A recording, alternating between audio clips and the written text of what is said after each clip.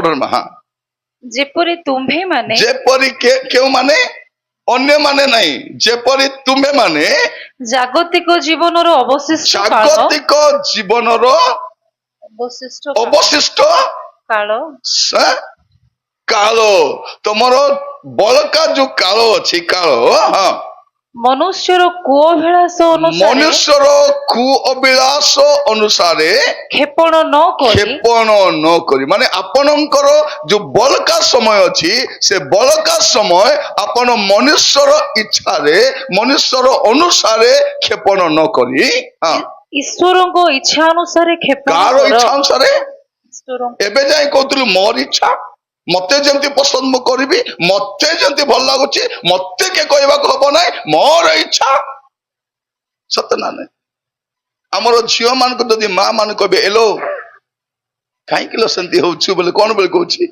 मोर इच्छा तू मां हेछु मां भलिया था एई दिन मान का पर देखिबे चारियाडे मध्य ए विवाह संपर्क रे समस्या काई के देखा जाउची हां बाहा हेला परे समस्या कहीं देखा जाउची तार मूल कारण कौन बाहा हेबा पूर्वरु नारे नारे हिचंती ए नारे नारे हेबाटा परे धारे धारे गारे गारे बाहरुची म सकाल गोटे कथा कहउतली पानी रे होगला गुओ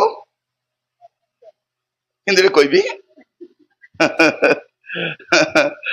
पानी में होगला गुओ भासेगा कौन पानी रे होगला गुओ भासेगा बुड़ेगा नहीं भासेगा ता माने कौन आपण जते दुर्गंध काम करिथिले मध्य दिने ना दिने बाहरे आसीबो तेणु आपण कौन करिवे टिके सावधान रे अवशिष्ट काल ना सांगर इच्छा रे ना स्वामीर इच्छा रे ना पड़ोसर इच्छा रे ना प्रतिवासर इच्छा रे नुहे ईश्वरक इच्छा अनुसार क्षेपण करिवे जुवा झियो माने मन रखि तांतु तुमे ड्रेस पिंदिला परे मिरर पाकु जीवार कहबो प्रभु भलो देखा जाउची कि राजा ए अवस्था रे चर्च को जाई परिबे कि मार्केट जाई परिबे कि बेले बेले झियो माने एम्ति पोशाक पिंदी थिबे लोक सब काम छाड़ी तांको आगा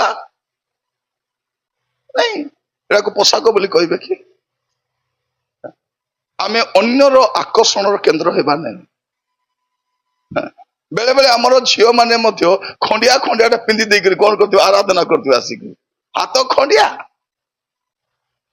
हाथ उठाई करी मैं हाथ उठा कर गाऊंगा सीधा हाथ तोले रख तुई तो मेंटालटा कोटी को लुगा पिंधि जीवार जना नहीं खंडियाटा पिंधि आसी हाथ उठाइचु तुई तो हाथ उठाई देबो रे मां तोले थिबा लोक सबु बाया ही जाइथि तेणु प्रथम रे भलो लुगा पिंधबो तापर चर्च को इबे चौठी भी जाओ मां माने मध्य साड़ी पिंधबो भलटा मन रखि थांतु हमर पोशाक देखि लोक जानबे आमे क्रिश्चियन बोली हमर पोशाक पिंधा देखि हमर कथा आमे मार्केट रे चाली गले जानबा छे जण क्रिश्चियन लोक होइतिबो बोली प्रमुख दास माने भी सेमति आका से दिन इलिसाई चाली के जाउची से स्त्री लोक देखि कोन कहउची निश्चय प्रभु को जण लोक हेइछिबे से दिन यीशु को देखि से स्त्री लोक कोन कहउची आस जण को देखिबो से के जाने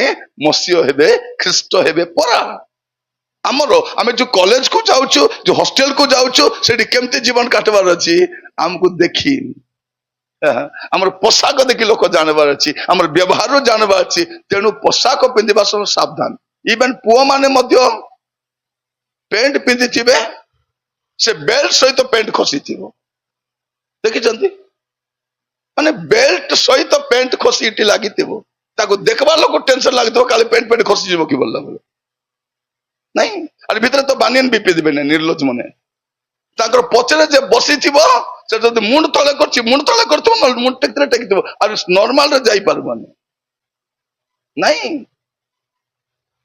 नहीं सेटा गोटे दिन आमे गरीब थिलु किंतु इज्जत थिला ना नहीं मां माने मन रखि था गरीब थिलु घरे सुंची सुता मध्य थिला हां सुता साड़ी को सिलेई छु आमे ब्लाउज को सिलेई कर पिंधि छु फाटीबाडा आमे साया में सिलेई छु पुओ जर पेंट शर्ट को मध्य एबे दुईटा पैसा हे गलारु कोन करूछु दुकान रे जाई पिला माने नुआ जीन पैंट किणी आनुचंती घरे बसी ब्लेड रे काटी थाउचंती ताको कोन बोली कहबे मेंटल बोली कहबे कोन बोली कहबे मेंटल मेंटल बोले कोन हां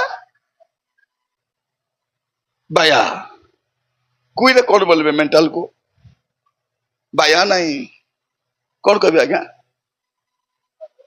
बाया नहीं और कौन थी वो बाईगाटा अंजू हाँ कौन अंजू बाईगाटा अंजू ए बाईगाटा अंजू कौन करिबो से पैसा दे भलो पेंट किनबो और घरे बसी ब्लेड रे काटबो मां माने प्रार्थना करंतु प्रभु मोर पुओ राजा बाईगाटा अंजू दया करी ताको रक्षा करो मोर पुओ प्रभु मोर पुओ को भिकारी भूत धरिची की भूत भिकारी भूत चुटी काटी थिबो केमती चुटी केमती काटी थिबो ए चारियाडे चांची दे मदिर समान पिरी गदा बलिया थिबो नहीं भाभी देखंतु पैसा दी काटुछु परा सतना नहीं आउरी आजि काली मु देखुची पिला माने कान रे पिंदी थाउछन कान रे पुओ माने पिंदिबे की मां माने तमर पुओ माने का बाकी लोकर पुओर कथा कहू नहीं तमर पुओ मानकर कथा कहूची कान रे पिंदिबो पुओ पचारबो रे बाबू तुई बासंती नहीं बाबू तुई बसंत बासंती कौन करबो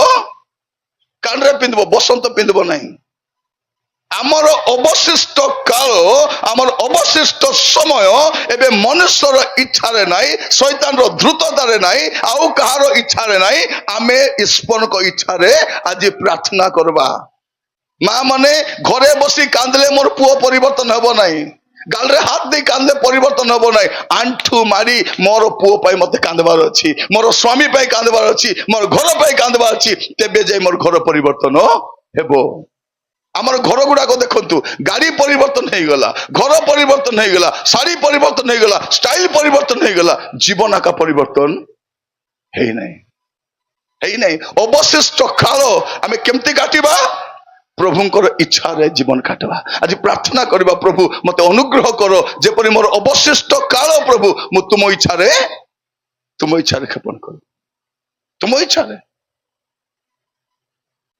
मोर प्रिय भाई भनी माने प्रभु आमान को अनुग्रह करंतु आज वाक्य सुनला बेले प्रभु जो जोटी हमको कथा होचंती सेठी आखि बंद कर प्रार्थना कर देबा और वाक्य सुनुथिबा मने मने प्रार्थना करूथिबा मु बादला भलिया कहूची बोली भाबंतु नहीं मु बादला भलिया का कहूची मु आपन को बाधु भलिया का कहूची आज्ञा काई केंती कहउछंती सेंती आका मु कुए आपन को बाधुची माने कोन आपण को बाधुची माने आपण बंची छंती एबे जाय मरी नांती जेबे जड़े लोक मरी जीवो ताको बाधबो किछि नै काको कहउछती बोलला बोले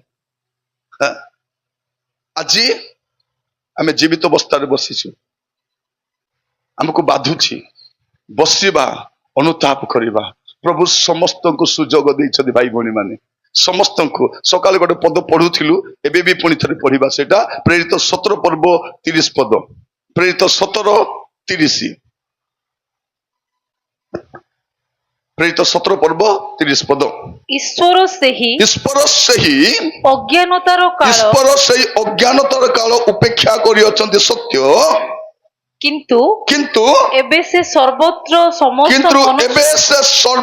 समस्त मनुष्य को काको समस्त को से क्रिश्चियन हो अणख्रिश्चियन हो से शिक्षित हो अशिक्षित हो से कोई हो हिंदी हो तेलुगु हो जे हो एबे समस्त मनुष्य को मन परिवर्तन कौन परिवर्तन मन परिवर्तन करने को जनाउछंती समस्त को मोर प्रिय भाई भौणी माने आमर बाहिक परिवर्तन हो जाइछि आमर स्टाइल परिवर्तन हो जाइछि आपण माने मते देखि भाबुथिबे आज्ञा टिके गोरा दुस्तंती बोली आज जीवन रे प्रथम तर मुह टिके दोइछि सेरा मध्ये सेलून रे जाई करी नले मु काल साबुन रे का दोइबी ଆପଣ କାଲିକି ମୁହଁରେ ଫେସିଆଲ କରି କଲର କରି ମୁହଁ ଚେଞ୍ଜ କରିଦେଇ ପାରନ୍ତି, ଚୁଟି ଚେଞ୍ଜ କରିବେ, ମୋଟା ଲୋକ ପତଳା ହେଇଯିବେ, ଆପଣଙ୍କ ଘରକୁ ଚେଞ୍ଜ କରିଦେବେ, କିନ୍ତୁ ମନେ ରଖିଥାନ୍ତୁ ଆପଣ ମାନେ ଗୋଟେ କଥା ମନେ ରଖିଥାନ୍ତୁ, ଯଦି ଜୀବନ ପରିବର୍ତ୍ତନ ହେଇନାହିଁ, ସ୍ୱର୍ଗର ସ୍ୱପ୍ନ ଆପଣ ଦେଖନ୍ତୁ ନାହିଁ, ସ୍ୱପ୍ନ ଦେଖନ୍ତୁ ନାହିଁ। ଆପଣ ଖ୍ରୀଷ୍ଟିଆନ ହେଇପାରନ୍ତି, ଆପଣ ଗୀତ ଗାଇପାରନ୍ତି, ରଚନା କରିପାରନ୍ତି, 1000ଟା sermon ଦେଇପାରନ୍ତି, କିନ୍ତୁ ଯଦି ମନ ପରିବର୍ତ୍ତନ ହେଇନାହିଁ ସ୍ୱପ୍ନ ଦେଖନ୍ତୁ ନାହିଁ। ତେଣୁ ଆମକୁ ପ୍ରଭୁ ଯୋଉ ଜୀବନ ଦେଇଛନ୍ତି କାହିଁକି, ତୋର ମନକୁ ଟିକେ ପରିବର୍ତ୍ତନ କରେ। ଆମର ମନ କାହିଁକି ପରିବର୍ତ୍ତନ ହଉନାହିଁ? ପ୍ରିୟ ଭାଇ ଭଉଣୀ ମାନେ, ଆମର ମନ କାହିଁକି ପରିବର୍ତ୍ତନ ହଉନାହିଁ ତାର ମୂଳ କାରଣ କଣ ଜାଣିଛନ୍ତି? ଏ ମନକୁ କେହି ଦେଖୁନାହାନ୍ତି, ମନକୁ କେହି ଦେଖୁନାହାନ୍ତି। ବାହିକ ବିଷୟ ଦେଖୁଛନ୍ତି ତ ପିନ୍ଧାପିନ୍ଧି ପରିବର୍ତ୍ତନ ହେଇଗଲା, କଥାବାର୍ତ୍ତା ପରିବର୍ତ୍ତନ ହେଇଗଲା, ଏବେ ଚୋର ମଧ୍ୟ ସାଧୁ ଭଳିଆ କଥା ଅଛି, ଭୟଙ୍କର ଚୋର। ପ୍ରେଜ୍ ଦ ଲର୍ଡ, ନମସ୍କାର। ବାହାରେ ପିଲାଟା ବଦଳିଗଲା ନା କଣ? ସେ ମଧୁଆମନ ମଧ୍ୟ ଆଜ୍ଞା ନମସ୍କାର, ବାହାରେ ବା ଏତେ ଭଲ ହେଇଗଲେ। ପ୍ରିୟ ମାନେ, ଏ ବାହିକ ଆକ୍ଟିଂ ଟା ଆପଣ କାହାରି ପାଖେ ଦେଖାଇ ପାରିବେ, କିନ୍ତୁ ପ୍ରଭୁଙ୍କ ପାଖରେ ଚଳିବ ନାହିଁ। ଏବେ ସୁଯୋଗ ଦେଇଛନ୍ତି ସମସ୍ତଙ୍କୁ, ଆମେ ଯେପରି ମନ ପରିବର୍ତ୍ତନ କରୁ, ଆମେ ଯେପରି ଜୀବନ ସଜାଡୁ, ଆମେ ଯେମିତି ପାପରୁ ଫେରୁ, ଆମେ ଯେମିତି ମନ୍ଦତାରୁ ଫେରୁ, ପରମେଶ୍ୱର ସମସ୍ତଙ୍କୁ ଗୋଟିଏ ସୁଯୋଗ ଦେଇଛନ୍ତି, ଆଉ ଏଇ ସୁଯୋଗକୁ ହାତ ଛଡା କରନ୍ତୁ ନାହିଁ। ନହେଲେ ସନ୍ଧ୍ୟାରେ ମିଟିଂ ନଥିଲା, ଏମାନେ ମିଟିଂ ରଖି ନାହାନ୍ତି, ମୁଁ କହିଲି ରଖ ବୋଲି କରି ବାରମ୍ବାର ଆସି ପଚାରୁଛନ୍ତି, ସାର୍ ଆଉ ଗୋଟେ ସେସନ ରଖବା କି ସାର୍? ଖାଇଲା ପରେ ହଉ ରଖ, ତାପରେ କହିଲେ ନାଇଁ ସନ୍ଧ୍ୟାରେ ବି ରଖବା। ସନ୍ଧ୍ୟାରେ ରଖବା। ମୋର ପ୍ରିୟ ଭାଇ ଭଉଣୀ ମାନେ, ଆପଣ ମାନେ ଖାଇକରି ଯିବେ, ରାତିରେ ବି ଗୋଟେ ରଖିଥାନ୍ତି। ଆନ୍ଧ୍ରାରେ କେମିତି ମିଟିଂ ଜାଣିଛନ୍ତି? ଲୋକ ଖାଇବେ ପିଇବେ, ସବୁ କାମ ସର୍ବ, 11ଟାରେ ମିଟିଂ ଆସିବ, ରାତି 11ଟାରୁ 3ଟା 4ଟା ଯାଏ ମିଟିଂ ଚାଲବ। ଆନ୍ଧ୍ରାର ମିଟିଂ ସେଠି ଥାଏ, କାରଣ ସମସ୍ତେ ଅଫିସକୁ ଯିବେ, କିଏ ଡ୍ୟୁଟି ଯିବ, କିଏ କଣ କାମ କରିବ, ସବୁ ସାରିବେ, ଆସିକରି ବାକ୍ୟ ଶୁଣିବାର ଅଛି। ଆଜି ବାକ୍ୟ ଶୁଣିଲା ବେଳେ ଆପଣଙ୍କ ଜୀବନରେ ଯଦି ପ୍ରଭୁ କୌଣସି ବିଷୟ ଜଣାଉଛନ୍ତି, ଆପଣ ଲୁଚେଇବେ ନାହିଁ। ଏବେ ସମସ୍ତଙ୍କୁ ସୁଯୋଗ ଦଉଛନ୍ତି ବଦଳିବା ପାଇଁ। ଆପଣ ଟିକେ 31 ପଦ ପଢନ୍ତୁ, କାହିଁକି ଦଉଛନ୍ତି? କାରଣ ଯେଉଁଦିନ, କାରଣ ଗୋଟେ ଅଛି, କାରଣ ଯେଉଁଦିନ ସେ ଆପଣା ନିରୂପିତ ବ୍ୟକ୍ତି, ଜଣେ ବ୍ୟକ୍ତିଙ୍କୁ ନିରୂପଣ କରାଯାଇଛି। ମନେ ରଖିଥାନ୍ତୁ, ପରିତ୍ରାଣ ପାଇଁ ଯେମିତି ତାଙ୍କୁ ନିରୂପଣ କରାଗଲା, ଠିକ ସେମିତି ଜଣେ ବ୍ୟକ୍ତିଙ୍କୁ ନିରୂପଣ କରି ସେ ଆପଣା ନିରୂପିତ ବ୍ୟକ୍ତିଙ୍କ ଦ୍ୱାରା ଧାର୍ମିକତାରେ ଜଗତର ବିଚାର କରିବେ। ଏବେ ଅଧାର୍ମିକ ବିଚାର ଚାଲିଛି, ଏବେ ବିଚାରପତି ମାନେ କହୁଛନ୍ତି ଆମକୁ ଦୟାକରି ନ୍ୟାୟ ଦିଅ ବୋଲି କରି। ମାନେ ବିଚାରପତି ମାନେ ମଧ୍ୟ ନ୍ୟାୟ ପାଉନାହାନ୍ତି। ଆଜିର ସମୟରେ ଥାନାରେ ଗଲେ ନ୍ୟାୟ ନାହିଁ, କୋର୍ଟରେ ଗଲେ ନ୍ୟାୟ ନାହିଁ, ଖାଲି ଅନ୍ୟାୟ ଚାଲିଛି, ଜୋର ଜାର ଚଳାଇଛନ୍ତି ସବୁ। ଏବେ ଅନ୍ୟାୟ କରି ଦୁର୍ନୀତି କରି ଲୋକ ବର୍ତ୍ତି ଯିବ, କିନ୍ତୁ ପ୍ରଭୁ ଜଣେ ବ୍ୟକ୍ତିକୁ ନିରୂପଣ କରିଛନ୍ତି, ଆଉ ସେ ବ୍ୟକ୍ତି ଧାର୍ମିକତାରେ ଜଗତର ବିଚାର କରିବେ। ଏହିପରି ଗୋଟିଏ ଦିନ ସ୍ଥିର କରିଅଛନ୍ତି, ଗୋଟେ ଦିନ ସ୍ଥିର କରିଛନ୍ତି। ମନେ ରଖିଥାନ୍ତୁ, ଗୋଟେ ଦିନ ସ୍ଥିର କରିଛନ୍ତି। ନୋହଙ୍କ ସମୟରେ ଲୋକ କଣ ଭାବୁଥିଲେ? ଏମିତି ତ ଚାଲିଥିବ, ଯୋଉ ଦିନ ଜାହାଜର କାମ ସରିଗଲା, ପ୍ରଭୁ ଆସିଲେ, କହିଲେ ନୋହ କାମ କେତେ ଦୂର ଗଲା? ପ୍ରଭୁ ଜାହାଜ କାମ ସରିଗଲା ରାଜା, ଓକେ ଭିତରେ ପଶ, ତମେ ଶୀଘ୍ର ଭିତରେ ପଶ, ମୁଁ କଣ କରିବି? ଦ୍ୱାର ବନ୍ଦ କରିବି। ନୋହ କଣ ବୋଲି କହିଥିବେ? ପ୍ରଭୁ ଏଡେ ବଡ ଜାହାଜ ବନାଇଲି ରାଜା, ଏ କବାଟ ବନ୍ଦ କରିପାରିବି ନାଇଁ କି ମୁଇଁ? ସତରେ କଣ କହିଥିବ? ପ୍ରଭୁ ଆପଣ କାହିଁକି ଆସିବେ ରାଜା? ମୁଁ ତ ଏଡେ ବଡ ଜାହାଜ ବନେଇ ପକାଇଲି, ଆପଣ କାହିଁକି କଷ୍ଟ ଦେବେ? ନାଇଁ, ପ୍ରଭୁ କହିଥିବେ, ବାବୁରେ ଜାହାଜ ବନାଇବା କାମ ତୋର, ଦ୍ୱାର ବନ୍ଦ କରବାଟା ମୋର। ମନେ ରଖିଥାନ୍ତୁ ପ୍ରିୟ ମାନେ, ଯୋଉଦିନ ବିଚାର କରିବେ ସେଦିନ ଦ୍ୱାର ବନ୍ଦ, ଆହୁରି ଅନୁଗ୍ରହ ନଥିବ, ଆଉ ଦୟା ନଥିବ। ମସ୍ତ ଖୋଲନ୍ତୁ ଆପଣ ମାନେ ଦେଖିବେ, ମାଥ୍ୟୁ 25 ପର୍ବ ଦେଖନ୍ତୁ।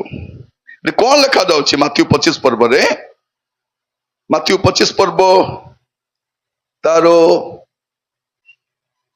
10 पद किंतु हाँ सेमाने किणिबाकू जाउथिबा किंतु सेमाने किणिबाकू जाउथिबा समय रे बर आसिले के आसिले किणिबाकू जीवा समय बर आसले जो माने प्रस्तुत थिले जो माने प्रस्तुत थिले कौन थिले प्रस्तुत थिले हाँ सेमाने तांको सहित विवाह उत्सवरे जोगदान करबा निमंते गृहरे प्रवेश कले आउ द्वार बंद करा गला बस कौन हैला द्वार बंद करा गला भाई बहन शुणु द्वार खोला अच्छी एबे एबे मन फेरई पारिबे पापरु फेरी पारिबे मंदतर फेरी पारिबे अबाटु फेरी पारिबे दुष्टतर फेरी पारिबे एबे फेरी पारिबे परे नहीं द्वार बंद प्रभु कहू नांती द्वार टिके आउजी देथिबी हैला तबे तेल किणी आसीबा जाए तापर कोन करबो ठेली देकरी करी भितर पळे आसबो नले किछि बाधा नै खाली टिके कॉलिंग बल बजाइबो टिंग टंग नले ठक ठक ठक कर दबो मु आसी ओ आनिलो तेल वेरी गुड मिलला तो ओके ठीक अछि आसो बोल कहबे कि नै किणबा पई गला प्रभु कहि नांती शीघ्र शीघ्र किणी आनबो हैला मुई जोगी थिबी कहि नांती तेल किणी आनले आनी के कोन कहउचंती खल्लो खल्लो भितर कौन आक्र आसी के लो के कारण द्वार बंद हैला परे द्वार खोलिबो नहीं नहंकर जहाज खोला थिबा पर्यंत अनुग्रह अछि मन रखितांतु द्वार बंद थिबा खोला थिबा पर्यंत अनुग्रह अछि द्वार बंद अनुग्रह बंद तेणु ए द्वार खोला थिबा समय आमे जो प्रकार जीवन काटुछु एटा को परिवर्तन करी आमे भीतर को आसीबा दरकार चर्च आसी हबो मद पी भी चर्च आसी हबो व्यभिचार करी चर्च आसी हबो चोरी करी चर्च आसी हबो नाना प्रकार अशुचि जीवन काटी चर्च आसी हबो स्वर्ग को जाई हबो नहीं आमर देश लोक कोन भाबुछंती ख्रिस्टियन मान को देश रु बाहर कर देबा से मन पलेला परे ताकर घर द्वार जमी बाड़ी सब मारी बसिबा आमे आराम रे थिबा से बोका माने जानी नांती जो दिन आमे पळैबू से दिन देश सर्वनाश पृथ्वी सर्वनाश हे जब तांको जणा नाही ए माटी मुंडा मन को बुझाइले बुझबे भी नहीं बुझाइबे गले मारबा कसबे माने एबार को कहबार भी नहीं कहबार नाही ता माने गंजे खाऊ माने किछि बुझबे भी नहीं चलो मारो पिट अरे बुझ रे भाई माने आमे एंती बसी काई की कथा होछु सत ना देखो चिंता करो बुझबे नहीं से माने कोन भाबुछंती ख्रिस्टियन मान को बाहर कर दबो देशरो एबे मझे गोटे चली थिला स्लोगान हमर हिंदी बेल्ट रे ख्रिस्टियन भारत छोड़ो किस्ता छोड़ो भारत छोड़ो तोर बापार घरे भड़ा रहछु आमे नहीं कोन भारत छोड़ो ए देश तमर जेतकी आमर भी सेतकी ए आमे भी नागरिक अच्छु आमे भी भारत ओरिजिनल लोक अटू एटे आधार कार्ड भी ओरिजिनल कोडी जालीटा आनी ना आमे हैला ओरिजिनल आधार कार्ड आमे भी ओरिजिनल लोक अटू कोई माने को देश आसी थिले जापान रु चिक चकमिंग मा करे कोट आथिले कोट रिडी लोक तो आमे प्रिय भाई बहनी माने ए जंगल भी आमर ए जमी भी आमर ए जल आमर ए जमी मिसा आमर एठिकार लोक आमे अटू आमे जीशु को ग्रहण करी देलु बोली कुआडू उड़ी करी आसीछु बाहर करी देबो कौन कहउचंती ख्रिस्टियन भारत छोड़ो तमे तो इंग्रज भारत छोड़ो बोली कोई पारलो नै औकात नै तमरो एबे ख्रिस्टियन भारत छोड़ो ख्रिस्टियन माने भारतर स्वाधीनता आंदोलन रे अवदान आमर मध्य अछि भारत छोड़ो आमे जो दिन पृथ्वी छाड़िबू से दिन जगत ऊपर को विपत्ति मारी आसीबो मन रखितांतो आमे थिबा पर्यंत पृथ्वी सुरक्षित अछि आ बाइबल कोन कहछि जानि छथि प्रथम पितर ଚାରି ପର୍ବ 7 ପଦ, ପ୍ରଥମ ପିତର 4 ପର୍ବ 7 ପଦ।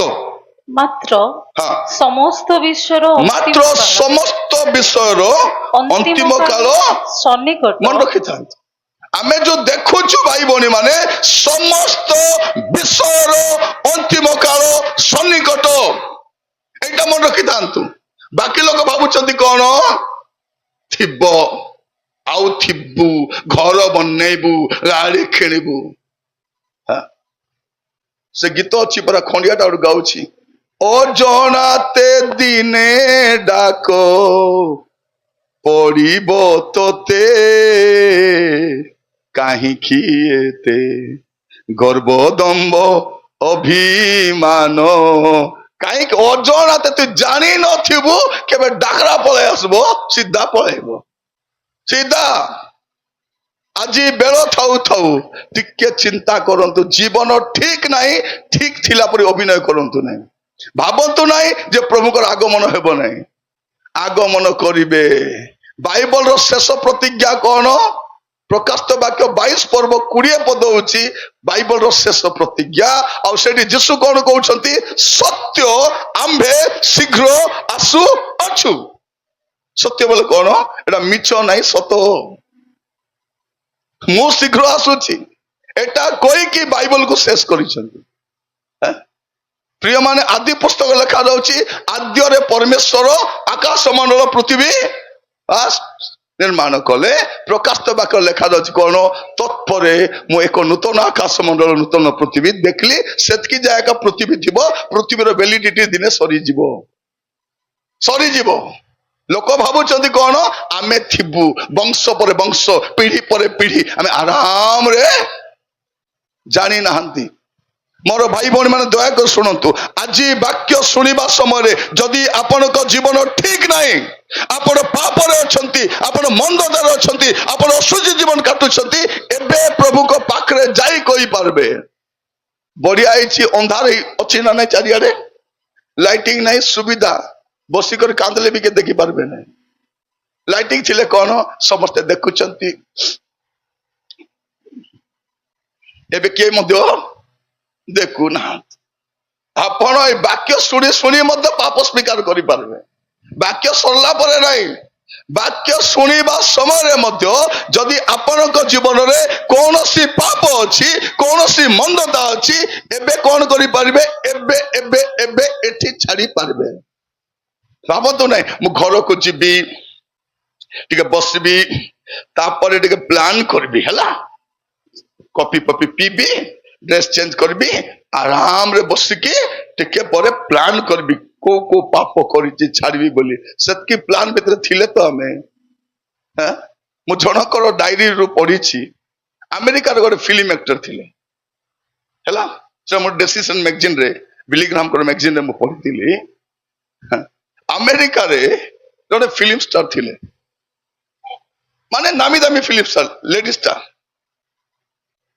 ତାକୁ ଜଣେ ସୁଷମାଚାର ଦେଲେ, ଦେଲାରୁ ସେ କଣ କହୁଛି, ତାର ଡାଇରୀରେ ଲେଖିଛି, ସେ ଏ ସୁଟିଂ ସରିଲା ପରେ ମୁଁ ଫୁର୍ସତରେ ବସିକରି ପ୍ରଭୁ ଯୀଶୁଙ୍କ ପାଖରେ ମୋର ହୃଦୟକୁ ସମର୍ପଣ କରିବି, ପାପ ସ୍ୱୀକାର କରିବି ଲେଖିଦେଲା ଡାଇରୀରେ। ହେଲେ ଗୋଟେ ଲୋକେସନରୁ ଆଉ ଗୋଟେ ସୁଟିଂ ପାଇଁ ଆଉ ଗୋଟେ ଲୋକେସନକୁ ଯିବାର ଅଛି। ତ ଏଇଠି ସୁଟିଂ ସରିଲା ପରେ ସେ କଣ କଲା, କାରରେ ବସିକି ଆଉ ଗୋଟେ ଲୋକେସନକୁ ଗଲା ବେଳକୁ ଗୋଟେ ବଡ ଗାଡି ଆସି ତାକୁ ଧକ୍କା ମାରିଲା, ପୁରା ଚେପା ହେଇକରି ସେଠି ଆକା ସେ ମରିଗଲା। ସେ ମରିଗଲା ପରେ କଣ ହେଲା ଜାଣିଛନ୍ତି?